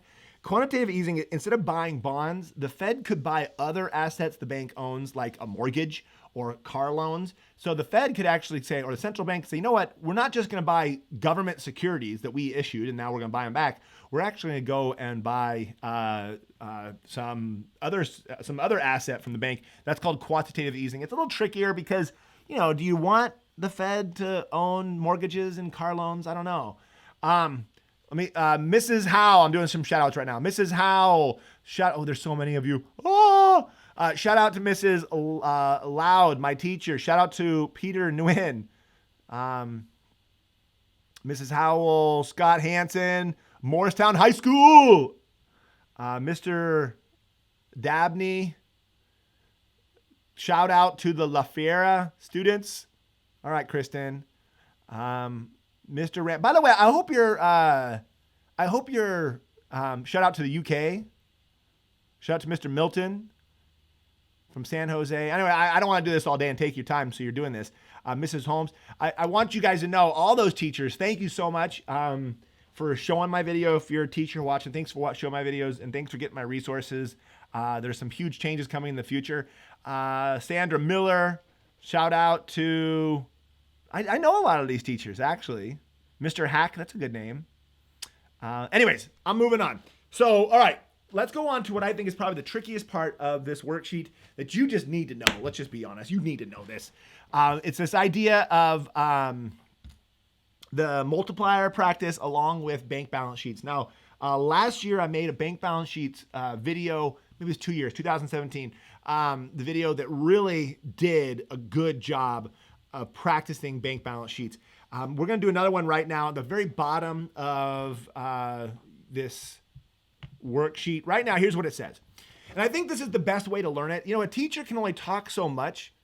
What you really need to do is give questions and have students work them out. Here's what you got. You've got two different scenarios. One is $100 of bonds bought by the Fed or the central bank, right? And this one is $100 of cash deposited in a bank. Notice it's both 100, but they're two different sources of that money. One is coming from someone's pocket, deposited in the bank, and the other one's $100 of bonds bought by the Fed off the bank's, that individual bank's assets. So they basically, the Fed, previously there was a bond issued and the bond hasn't matured yet, and the Fed or central bank is going, so we're going to buy that thing back, and they give the bank cash. We already talked about the concept right here. This is called open market operations. Open market operations. This is the idea of the Fed buying bonds. But now we're going the next level down is what would happen to the initial change in the money supply, initial change in demand deposits, initial change in required reserves, initial change in excess reserves, and the maximum change in the money supply. When you see the word initial, I mean, it doesn't seem like it matters, but change in excess reserves and the initial change in excess reserves are huge. Or initial change in demand deposits and total change in demand deposits are huge concepts. And you're going to get different numbers depending on the question and how it's specifically worded. For example, if you had a bank balance sheet, don't start yet. If you had a bank balance sheet and they gave you numbers and they say, what'll happen, what's the change in demand deposits? That's different than what is the total demand deposits, right? That is different than what's the maximum change in total deposits after the money is loaned out. Those are all three questions with three different answers depending on what the question is. So be careful on these questions. Go ahead right now, write down these numbers. They're all using this idea. Keep in mind, it says in the top that the 10% is the reserve requirement, and banks hold no excess reserves, which is not realistic in real life. But for our purpose, let's just say banks hold 10% banks hold 10% and there's no excess reserves. So banks loan every dollar out. We're also assuming there's no other leakages in the economy as well. So just do the nice, perfect, simple, pretty numbers and models that we do as economists. Okay.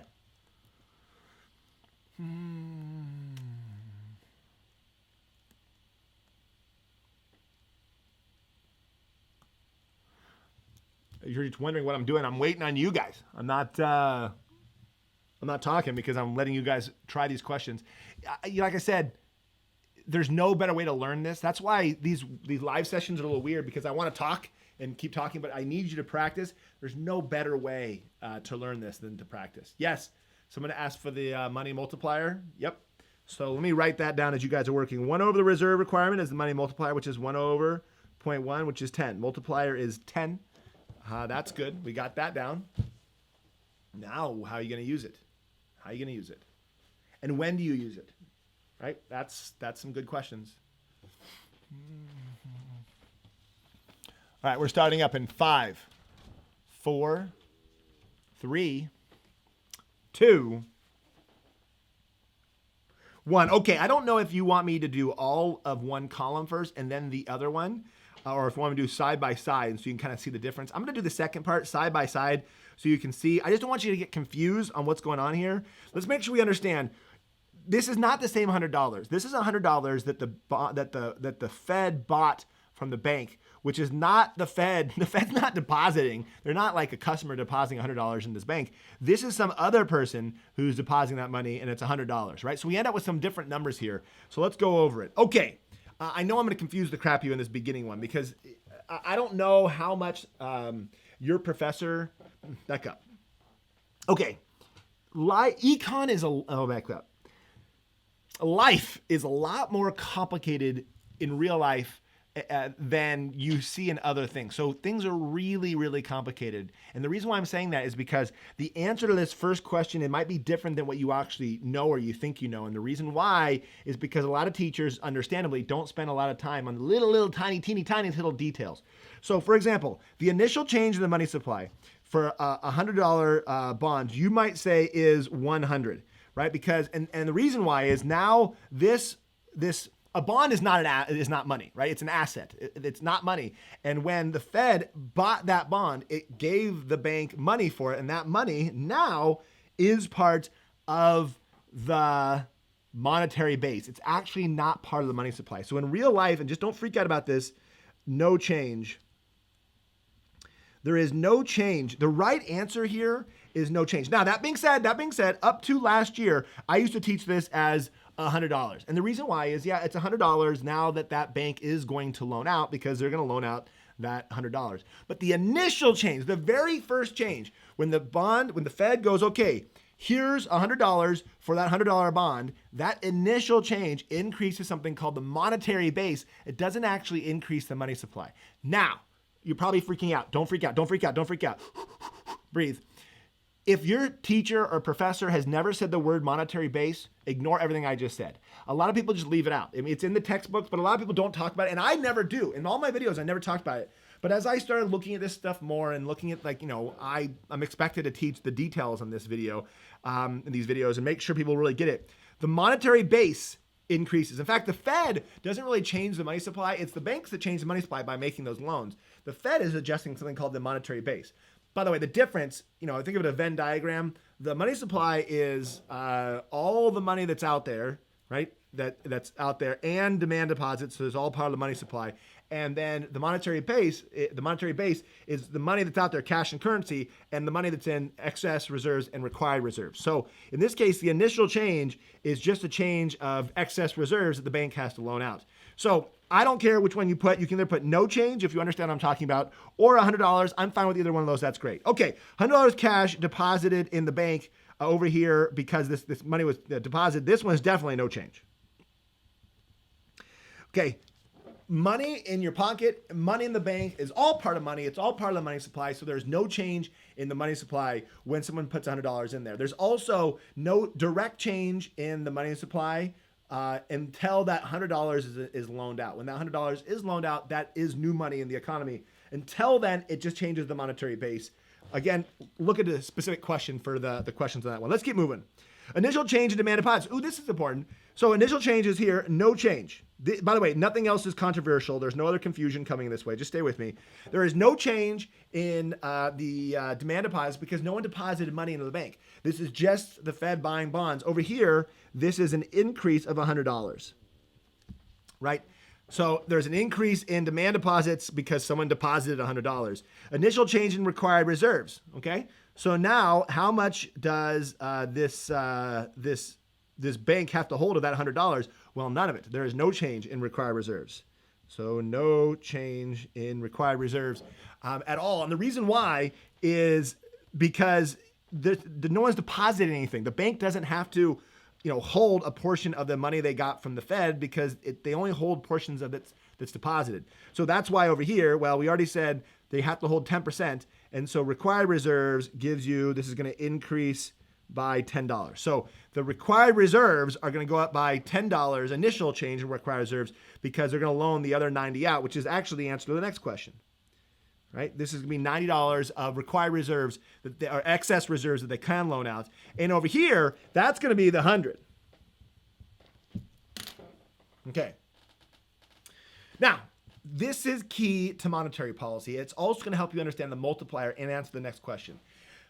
Every dime that the Fed buys a bond is going to become new money in the money supply. And the reason why is they're going to loan out the $100 out. No one's going to hold extra reserves, so they're not going to hold any extra. They're going to loan it out. When that gets loaned out, eventually that's going to make its way to another bank. That bank's going to hold some of it and loan the rest out. That keeps going over and over again. The whole thing gets multiplied times 10. So $1,000 increase in maximum change in the money supply. $1,000 is the most it can go up, right? That's the maximum change. Over here, not so much. If you go $100 came in cash, you multiply times 10, that's 1,000. No, only 90 was actually loaned out. So this is an increase of $900. Only that 90 gets multiplied because the other 10 was put in required reserves. Now, I hope this makes sense. If you see this concept here, if you're like, oh yeah, I get it. That's exactly the concept I was talking about up here when I was talking about taxes. Obviously a different idea entirely, but the concept is what's going on here as well, right? So in this portion, the bank is holding a portion of cash deposits. In this portion, consumers are holding a portion of a tax cut, and that's why not all of it gets multiplied, right? Does that make sense? Do you see that connection between those concepts? The point is, this is the best way to learn the money multiplier and to practice it by seeing questions and doing this. This whole section here, let's be honest, probably freaked you out. This whole idea of the monetary base.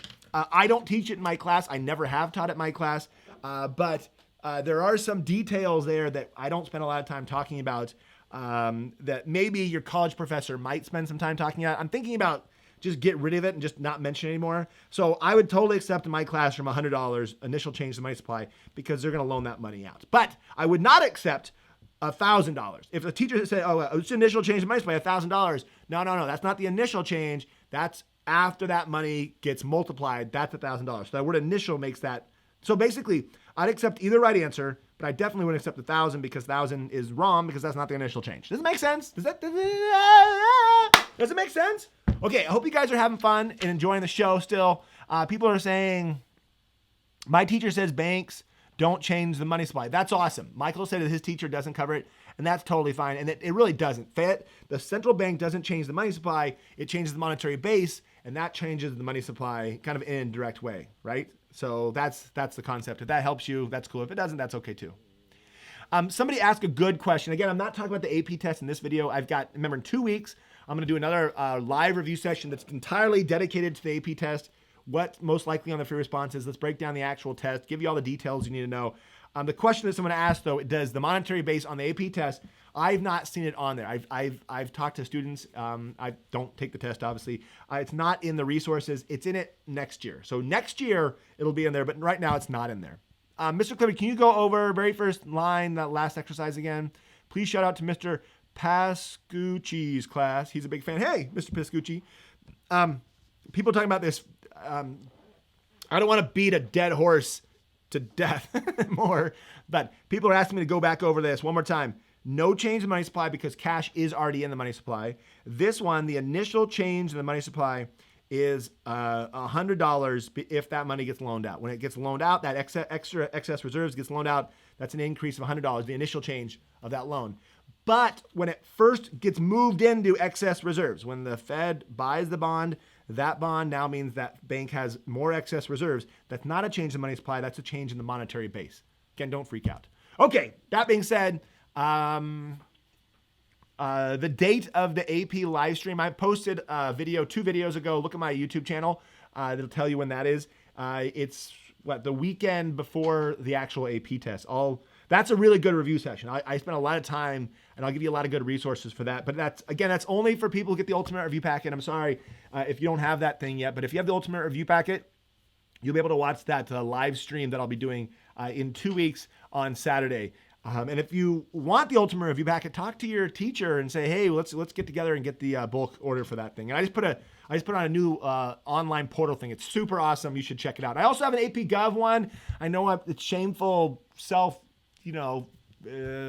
advertising, but if you're an AP Gov student, keep in mind that I have a AP Gov Ultimate Review Packet, which is really good. That's going to ask you all the questions. It's super awesome, and you should definitely check it out as well. All right, that being said, ladies and gentlemen, we are an hour and a half into this thing, and we definitely have to cover another concept. We got to talk about Unit 5. Ladies and gentlemen, Unit 5, talking about other countries. Now, in a college class, your college professors are going to talk a lot about an open economy and a closed economy. Up to this point, we assume the economy has pretty much been closed.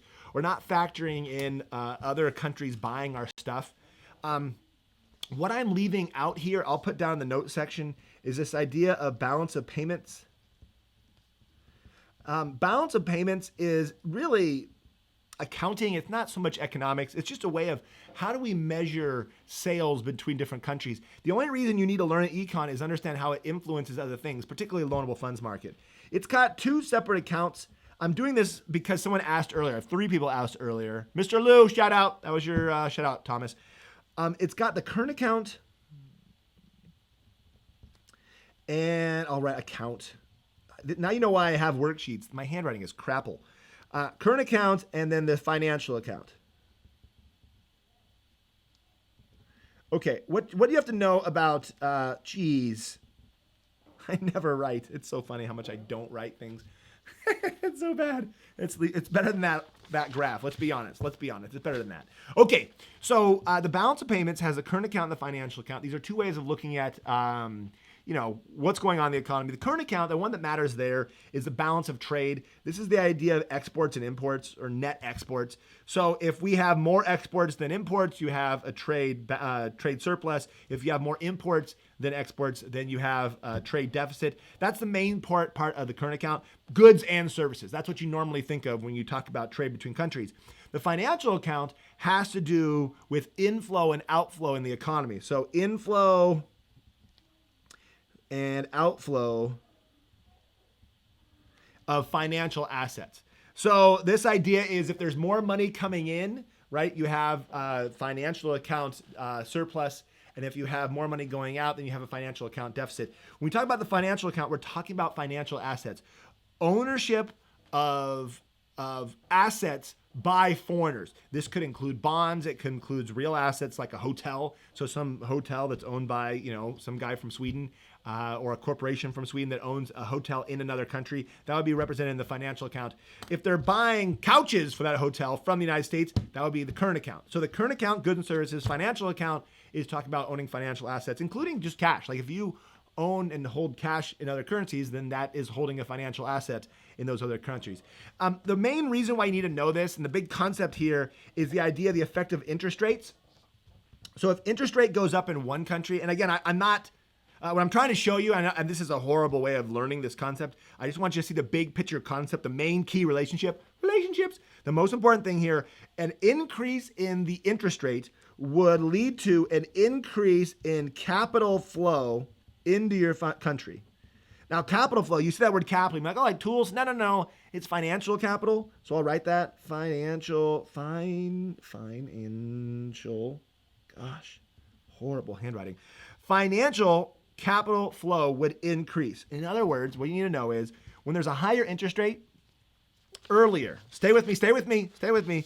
Earlier, we said when interest rates go up, investment goes down. That's what we learned. That's the concept. It's the key relationship here. So investment and consumer spending would go up if interest rates go down, right? So if interest rates go down, investment goes up, consumer spending goes up. If interest rates go up, then investment goes down and consumer spending goes down as well. Make sense? Yeah, I get it. Okay, cool. You get that concept? Now, this is the exact opposite. If interest rates goes up, right? In this case, investment, yes, goes down. People take out less loans in your own country, but other countries want that higher rate of return. So other countries would want to buy more of your financial assets in the financial account, which is part of the balance of payments. The reason why you're learning this is because this connects to foreign exchange, which is what we're about to learn in 2 seconds. So there are actually 4 shifters of foreign exchange. If actually I'll write that down. 4 shifters of foreign exchange. They are in no particular order except for the right order. Number 1 is a change in taste. If people prefer, bread from France, then they're going to want more euros to buy that bread. So tastes and preferences for the goods and services would affect the foreign exchange shifters. In fact, I should write that down. These are the foreign exchange shifters. Foreign exchange, I'm probably going too fast here. Foreign exchange is the supply and demand for currency purchased by other countries, the value of your currency in the international stage. So people wanting to buy dollars or wanting to buy Chinese yuan or whatever. So taste and preferences for goods and services would do it. Another one that would do it is income. If one country gets richer, they're going to buy more stuff, including stuff from other countries. The third one is inflation, right? If there's inflation in one country, they're going to want to, if there's inflation in one country, I don't want to go buy their goods because now it's a higher price for those goods. And the fourth one is interest rate. It all makes sense, Mr. Clifford. It all makes sense. Interest rate, which has to do with capital flow, which is inside the financial account of the balance of payments. It makes sense. It just makes sense. It's a beautiful thing. I love it. The reason why you learn balance of payments is so you understand, one, net exports, which is a huge part of GDP, and two, how financial account flow affects the amount of money that people are bringing into your country or taking out of your country based on the interest rate, which is a shifter of the foreign exchange, which helps us draw another graph. So the concept you're learning and the reason you're learning it is because it connects to other things, not on its own. Does that make sense at all? I mean, this looks like I said, if someone started watching the video now, between this graph I drew earlier, train wreck, and this thing I drew right now, you're probably thinking like, this guy makes no sense. I don't know what's going on. But hopefully you watched the whole video and you've seen this stuff in your class.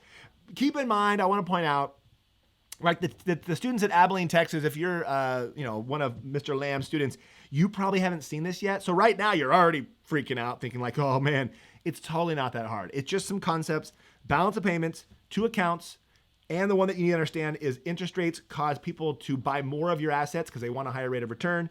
And that change would shift either the supply or demand for your currency, which would affect the foreign exchange market.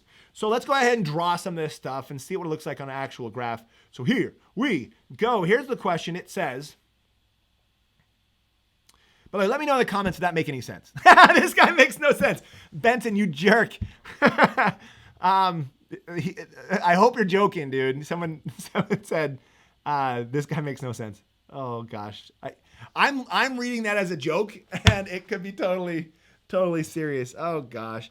Okay, number 5, foreign exchange practice. Even if you don't understand balance of payments, you should be able to draw this graph. It's going to be asked by your professor, no doubt about it. Here we go. Foreign exchange practice. Draw a foreign exchange graph for the US dollar and the Kenyan shilling and complete the following. Let's just use USD for the dollar and KES for the shilling. What I want you to do right now is draw supply and demand for the dollar. Make sure to show me what the exchange rate would be, and draw the supply and demand for the shilling. Show me what the exchange rate would be. Down here, I'll give you a hint. This is the quantity of dollars, US dollars. And down here is the quantity of KES, the shillings. Draw those graphs. And the question says over here, show what happens on both graphs when Americans demand more Kenyan products, which would be a shift in tastes and preferences. So preferences have gone up. What happens on the actual graphs? Keep in mind, I'll get to it. So draw it right now as I read your comments. Samantha says, I'm so lost. Oh no, seriously, you're gonna make me cry. You're gonna make me cry. Don't make me cry. Samantha, tell me where, seriously, I'm gonna look just for you, Samantha H. Tell me where you got lost. Did you get lost in monetary policy? When did you get lost, okay? So I'm looking just for Samantha. The rest of you guys stop in the comments and start drawing some graphs. Hey, Daniel, Mr. Duffer. Mr. Duffer is one of my best friends when it comes to econ teachers. You say hi to him for me and tell him why the heck he hasn't texted me in a couple of weeks. I know he's a busy man, but seriously, he's awesome. Benson, sorry, you're not a jerk. That was just a joke.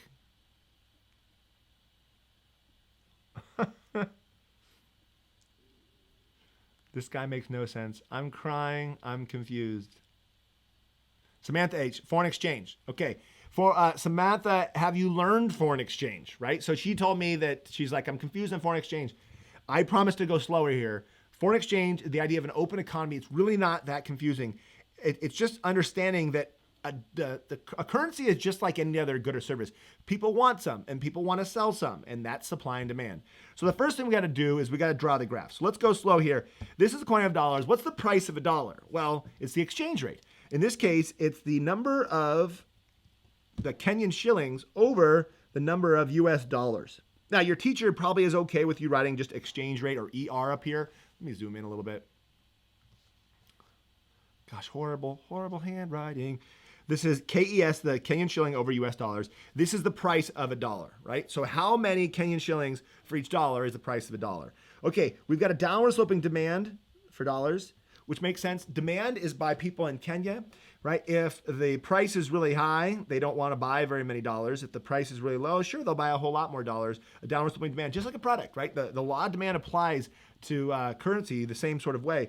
So again, the demand is by, for the most part, in the United States, demand for dollars. You don't demand dollars. If you're American, you don't go, I need dollars. You get paid in dollars. You don't go to the foreign exchange. You don't go to the airport to the foreign exchange to go get dollars. You have dollars. You supply dollars.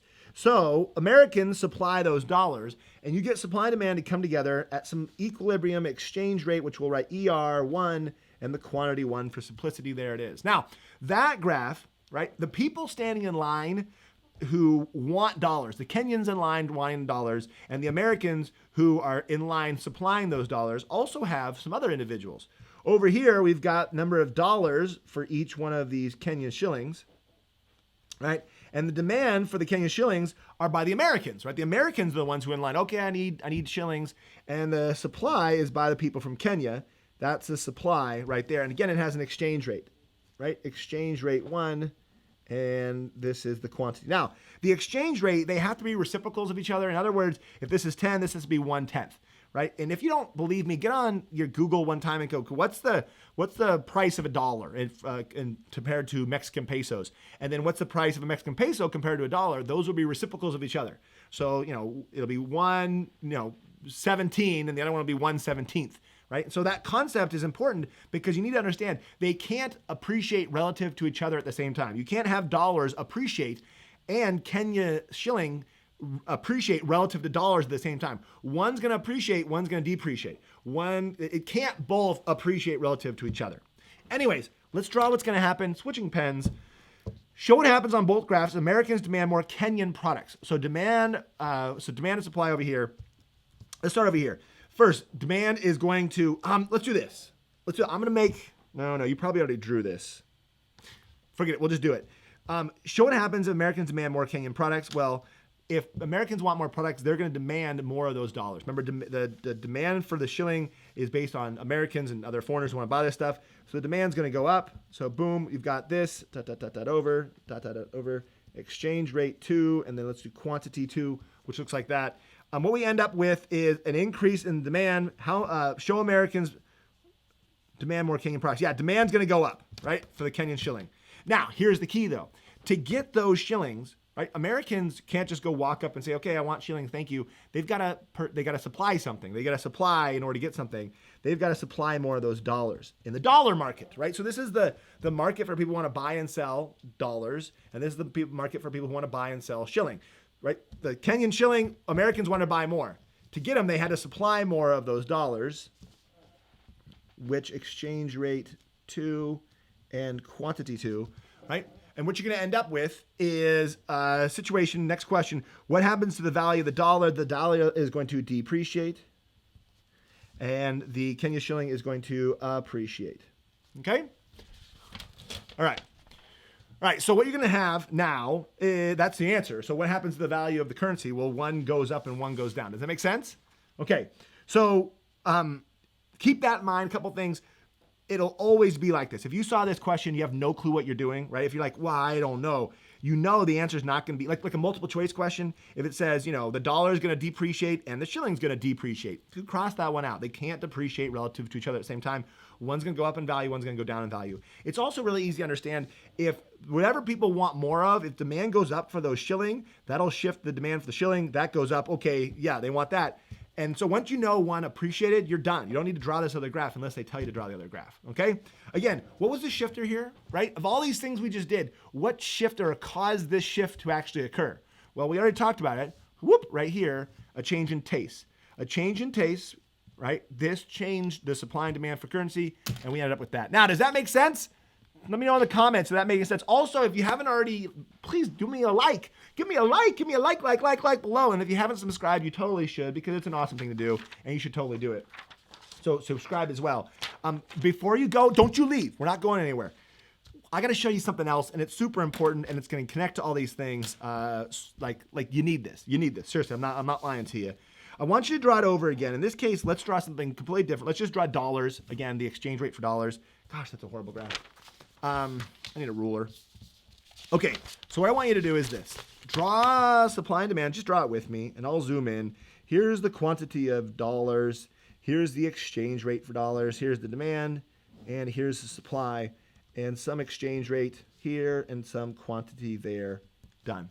Okay, now that you got that, here's the question, okay? Some people are saying it makes no sense. Did it make sense for anybody? Geez. It's kind of making sense. I have a video that goes over, I'm not going to go over the Laffer curve. It's not an essential concept. It talks about basically the idea of supply side economics. It's cool, it's important, but it's not like a huge part of the actual test. I'm also not going to talk about the aggregate production function. I'm going to focus on this first, okay? Okay, here's my question. We're looking at dollars. This is the market for dollars. We've got demand and supply. I want to know what happens on this graph if the interest rate goes up.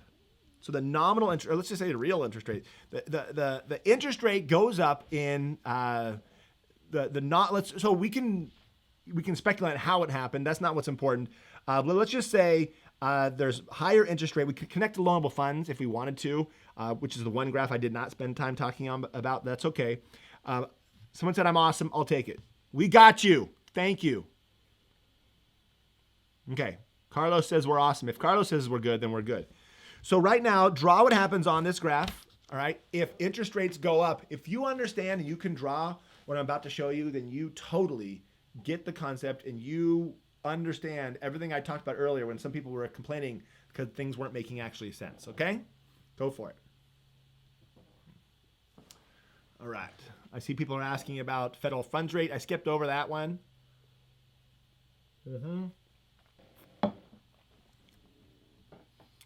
It's funny. It's funny to think sometimes people say like my teacher is your biggest fan. That's funny because it's weird to think that I even have like fans. Like, are you a fan? Like a fan? Do you know what I'm saying? Like a fan is someone who's like, I don't know. Notice me on federal funds rate, Kristen. Someone asked about FaceTime questions yesterday during the micro review. Keep drawing. During the micro review, I tried opening it up to some FaceTime questions. I did it last year and it was really good. But for some reason, it didn't actually end up working yesterday. And then I realized it just doesn't, in class, there's nothing worse than when you're in class and some guy's asking a question and the professor is just answering that one person's question, especially if it's kind of off topic and the professor's like, ugh, there's nothing worse. So I didn't want to be that guy either when I'm answering one person's question. Carlos says he's a fan. Okay, I don't know about that. Benson says 100% fan. I'm a fan, man. I'm a celebrity. I was at Disneyland not too long ago. And as I was getting in line for Big Thunder Mountain, some guy walked up and he was like, "Hey, are you Mr. Clifford?" That was super cool. That was very flattering. So if you see me in public, like seriously, like if you don't like walk up and like give me a high five followed by a hug, I'm gonna feel weird. So yeah, done. Hey, Ms. O'Boyle, shout out to you. Okay, so higher interest rate. Can you draw this graph? Do you know what's going on? Ladies and gentlemen, if you drew an increase in demand, you'd be right. But you're not totally right because that's not all. Like if you said, oh, increased demand. Nope, no. There's more going on than that. Let's find out what happens. Here we go. There's two different groups here. There are the other countries, the foreigners who demand dollars, but there's also the Americans who are supplying dollars. That means there's a double shift. What? Yes, a dollar shift. A double shift, not a dollar shift. Actually, it's a dollar shift too. A dollar shift, double shift. First, let's focus on foreigners. Foreigners are going to increase the demand for dollars. Why? Because they want dollars, because they want higher rate of return. So they're going to go buy dollars to go buy American assets because American assets bring in more money. They got a relatively higher interest rate than before, which is great. Awesome. That is an increase in financial capital flow. All right, inflow. So there's an increase in net capital inflow has gone up. More money is coming into the country from foreigners. And what account is it in again? What account? What? In the financial account. Oh yeah, that's why he's talking about this stuff. Remember, interest rate is a shifter of foreign exchange. If interest rate goes up, that increases financial capital inflow, and that means there's an increase in the demand for the currency. Bam, biggity bam. But we're not done. Why? Because we're not analyzing just foreigners. We're also analyzing Americans. What are Americans going to do? Well, Americans, they want to have the higher interest rate as well. So some Americans would buy a certain number of foreign assets, and they used to buy those foreign assets, but now they're like, you know what? I'd rather keep my money in my own country because I get a higher rate of return in my own country. So that would decrease the supply of dollars as well. So less Americans would be out there because they're buying less foreign currency and therefore supplying less dollars.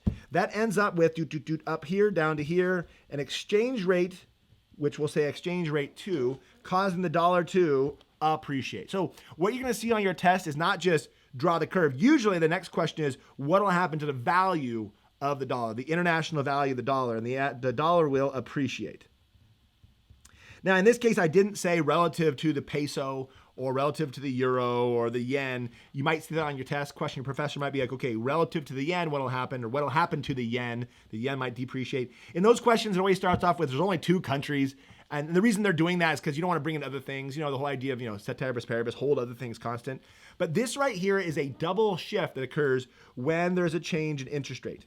If there was a decrease in interest rate, it'd be the same thing, except both the supply would increase and demand would go down. But this is a shift in interest rate, which is what we just covered right here with the shifters of foreign exchange. In fact, here's a good time to mention it.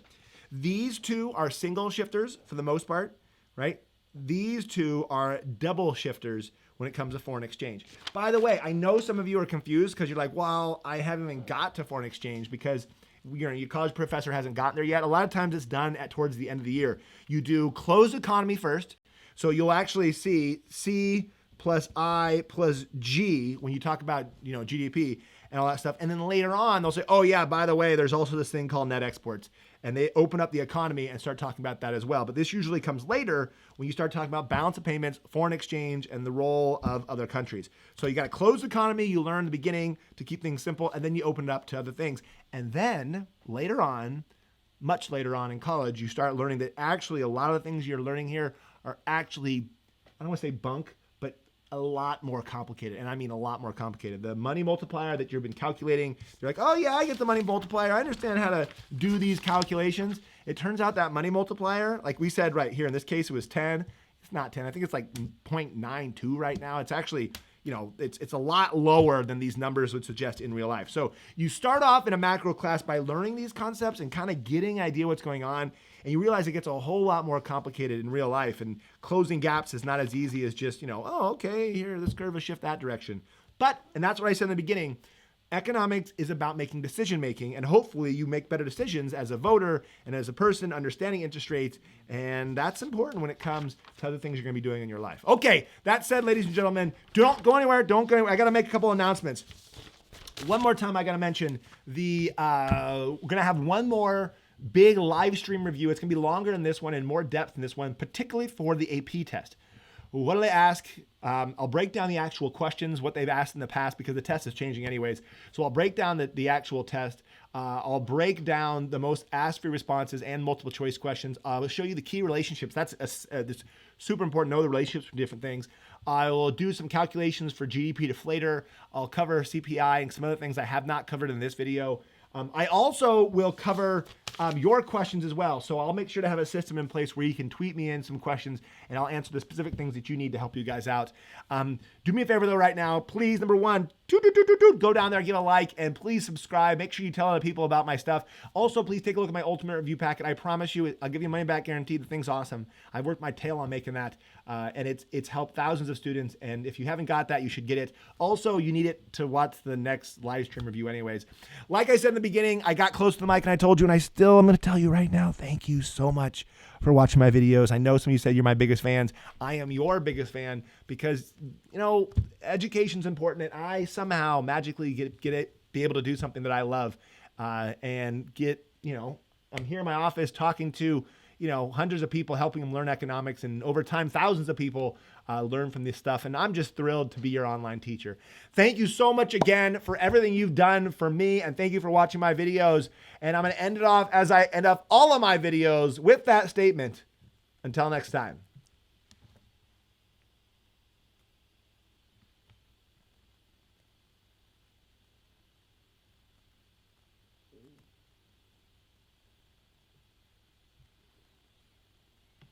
Hey, I'm back real quick. Bonus round for you guys. I'm looking at the content right now. Let me know if you're still around, you're still paying attention. Guess what? Some people are asking about sticky wages, and it was like 8 different people kept asking about sticky wages, so I'm going to cover sticky wages. Why? Because if you demand, I'm going to supply. So really quickly, let's talk about sticky wages. What the heck that even means in the first place. So Keynesian and classical. I'm going to go overtime on it with you guys again because I care about you. So here we go. All right. Sticky wages. What the crud is sticky wages? Here is GDP, and here is the price level. We're looking at aggregate demand and supply. So sticky wages is a concept. This is Keynes. Keynes is the idea who came up with the idea of not just sticky wages in general, but the idea that, deficit spending and fiscal policy won't ruin the economy, won't cause a massive inflation. And the reason why he came up with an idea of this, stay with me here, he said the short-run aggregate supply curve looks closer to this. And if this right here was the quantity at full employment, here's the idea of sticky wages, okay? A couple things. If aggregate demand is down here, and we have a really deep recessionary gap, basically a depression, and here's the output where we're currently at, he was saying, listen, if aggregate demand falls even further, it's not going to cause price level to change much. In other words, this aggregate supply curve is not super downward sloping like that because wages don't really fall very quickly when there's a recession. For example, in theory, if people are buying less stuff, I can go to my employees and say, listen, people are buying less stuff. I need to lower your wages. And so we're just going to lower your wages until people start buying more stuff. In theory, that could work. But there's like people's morale that get involved with that. People are going to be hurt their feelings. They're going to feel like crud. And it's just not going to be good for your company. In fact, sometimes they'll actually fire workers before they actually lower wages. And there's also contracts and there's unions and other things that might keep wages from falling. And so wages are, say it with me, sticky. Yeah, sticky wages cause this, what's called the Keynesian portion of this aggregate supply curve to actually be flat. Do you know what I'm saying? Now, and so again, a decrease in aggregate demand even further won't actually lead to a decrease in price level.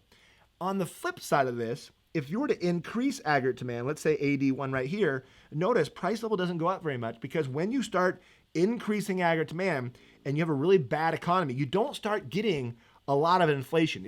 There's no upward pressure on prices because no one's actually, buying a lot of stuff. So people aren't buying more tools and factories and lumber and workers because we already have like 20% unemployment or 15% unemployment.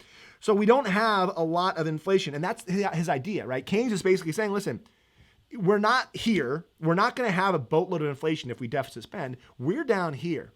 Eventually, though, as you keep shifting aggregate demand over, 82, 83, 84. Eventually, at some point, if you're beyond full employment and you're out here at your PPC, your production possibilities curve, and you're out here at point C, eventually you start getting some upward pressure on prices. And that increase in prices means to a more vertical shaping aggregate supply curve, short run aggregate supply curve. And so it doesn't matter if we're out here and we have like 2% employment, it doesn't matter if people want more stuff. Oh, we want to buy more of your stuff. That's not going to mean a lot more stuff because we're already using all of our workers, all of our lumber, all of our machines, all of our concrete. And so we're not going to get more stuff. We're just going to get a whole lot more inflation. And so at some point you're going to end up with wages that aren't sticky at all, that wages are super flexible upward. Do you know what I'm saying? As we're beyond full employment.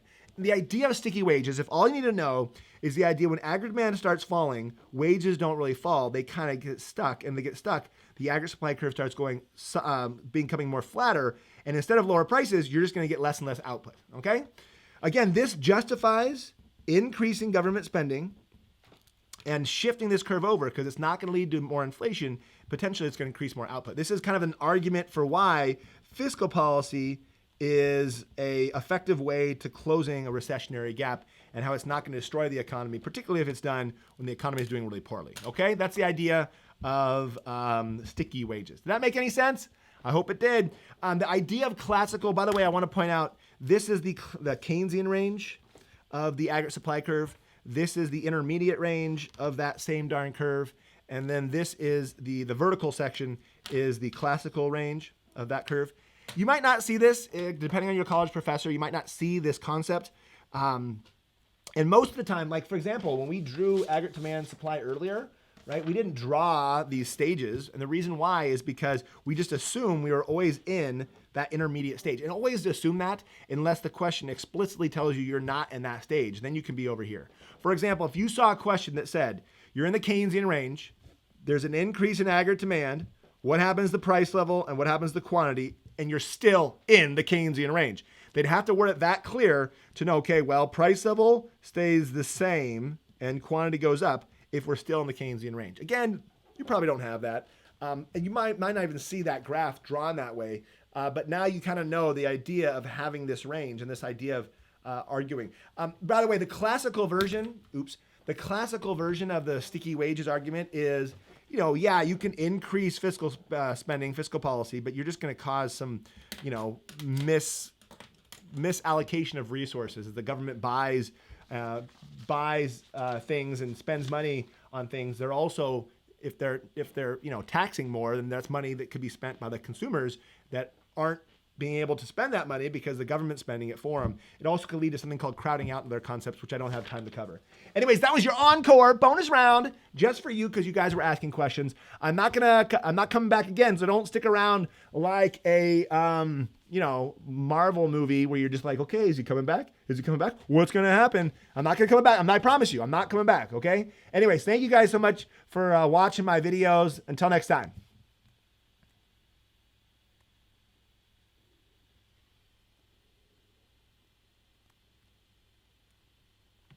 Okay, I'm back. Only because I thought it was funny because I said I wasn't going to come back, but then I actually am back. So I think that's funny. But anyways, I hope you guys enjoyed this video. Thank you so much for all your comments. You guys are awesome for sticking with 2 hours of a review session. Seriously, for all of you guys in college, good luck in your college finals. And for you taking the AP test, I'll see you in 2 weeks. Really, honestly, I hope you think econ is super beneficial. I hope you think about maybe taking it as a major, maybe a minor. Let's be awesome. It's an awesome course, okay? Thank you so much for watching videos. Until next time.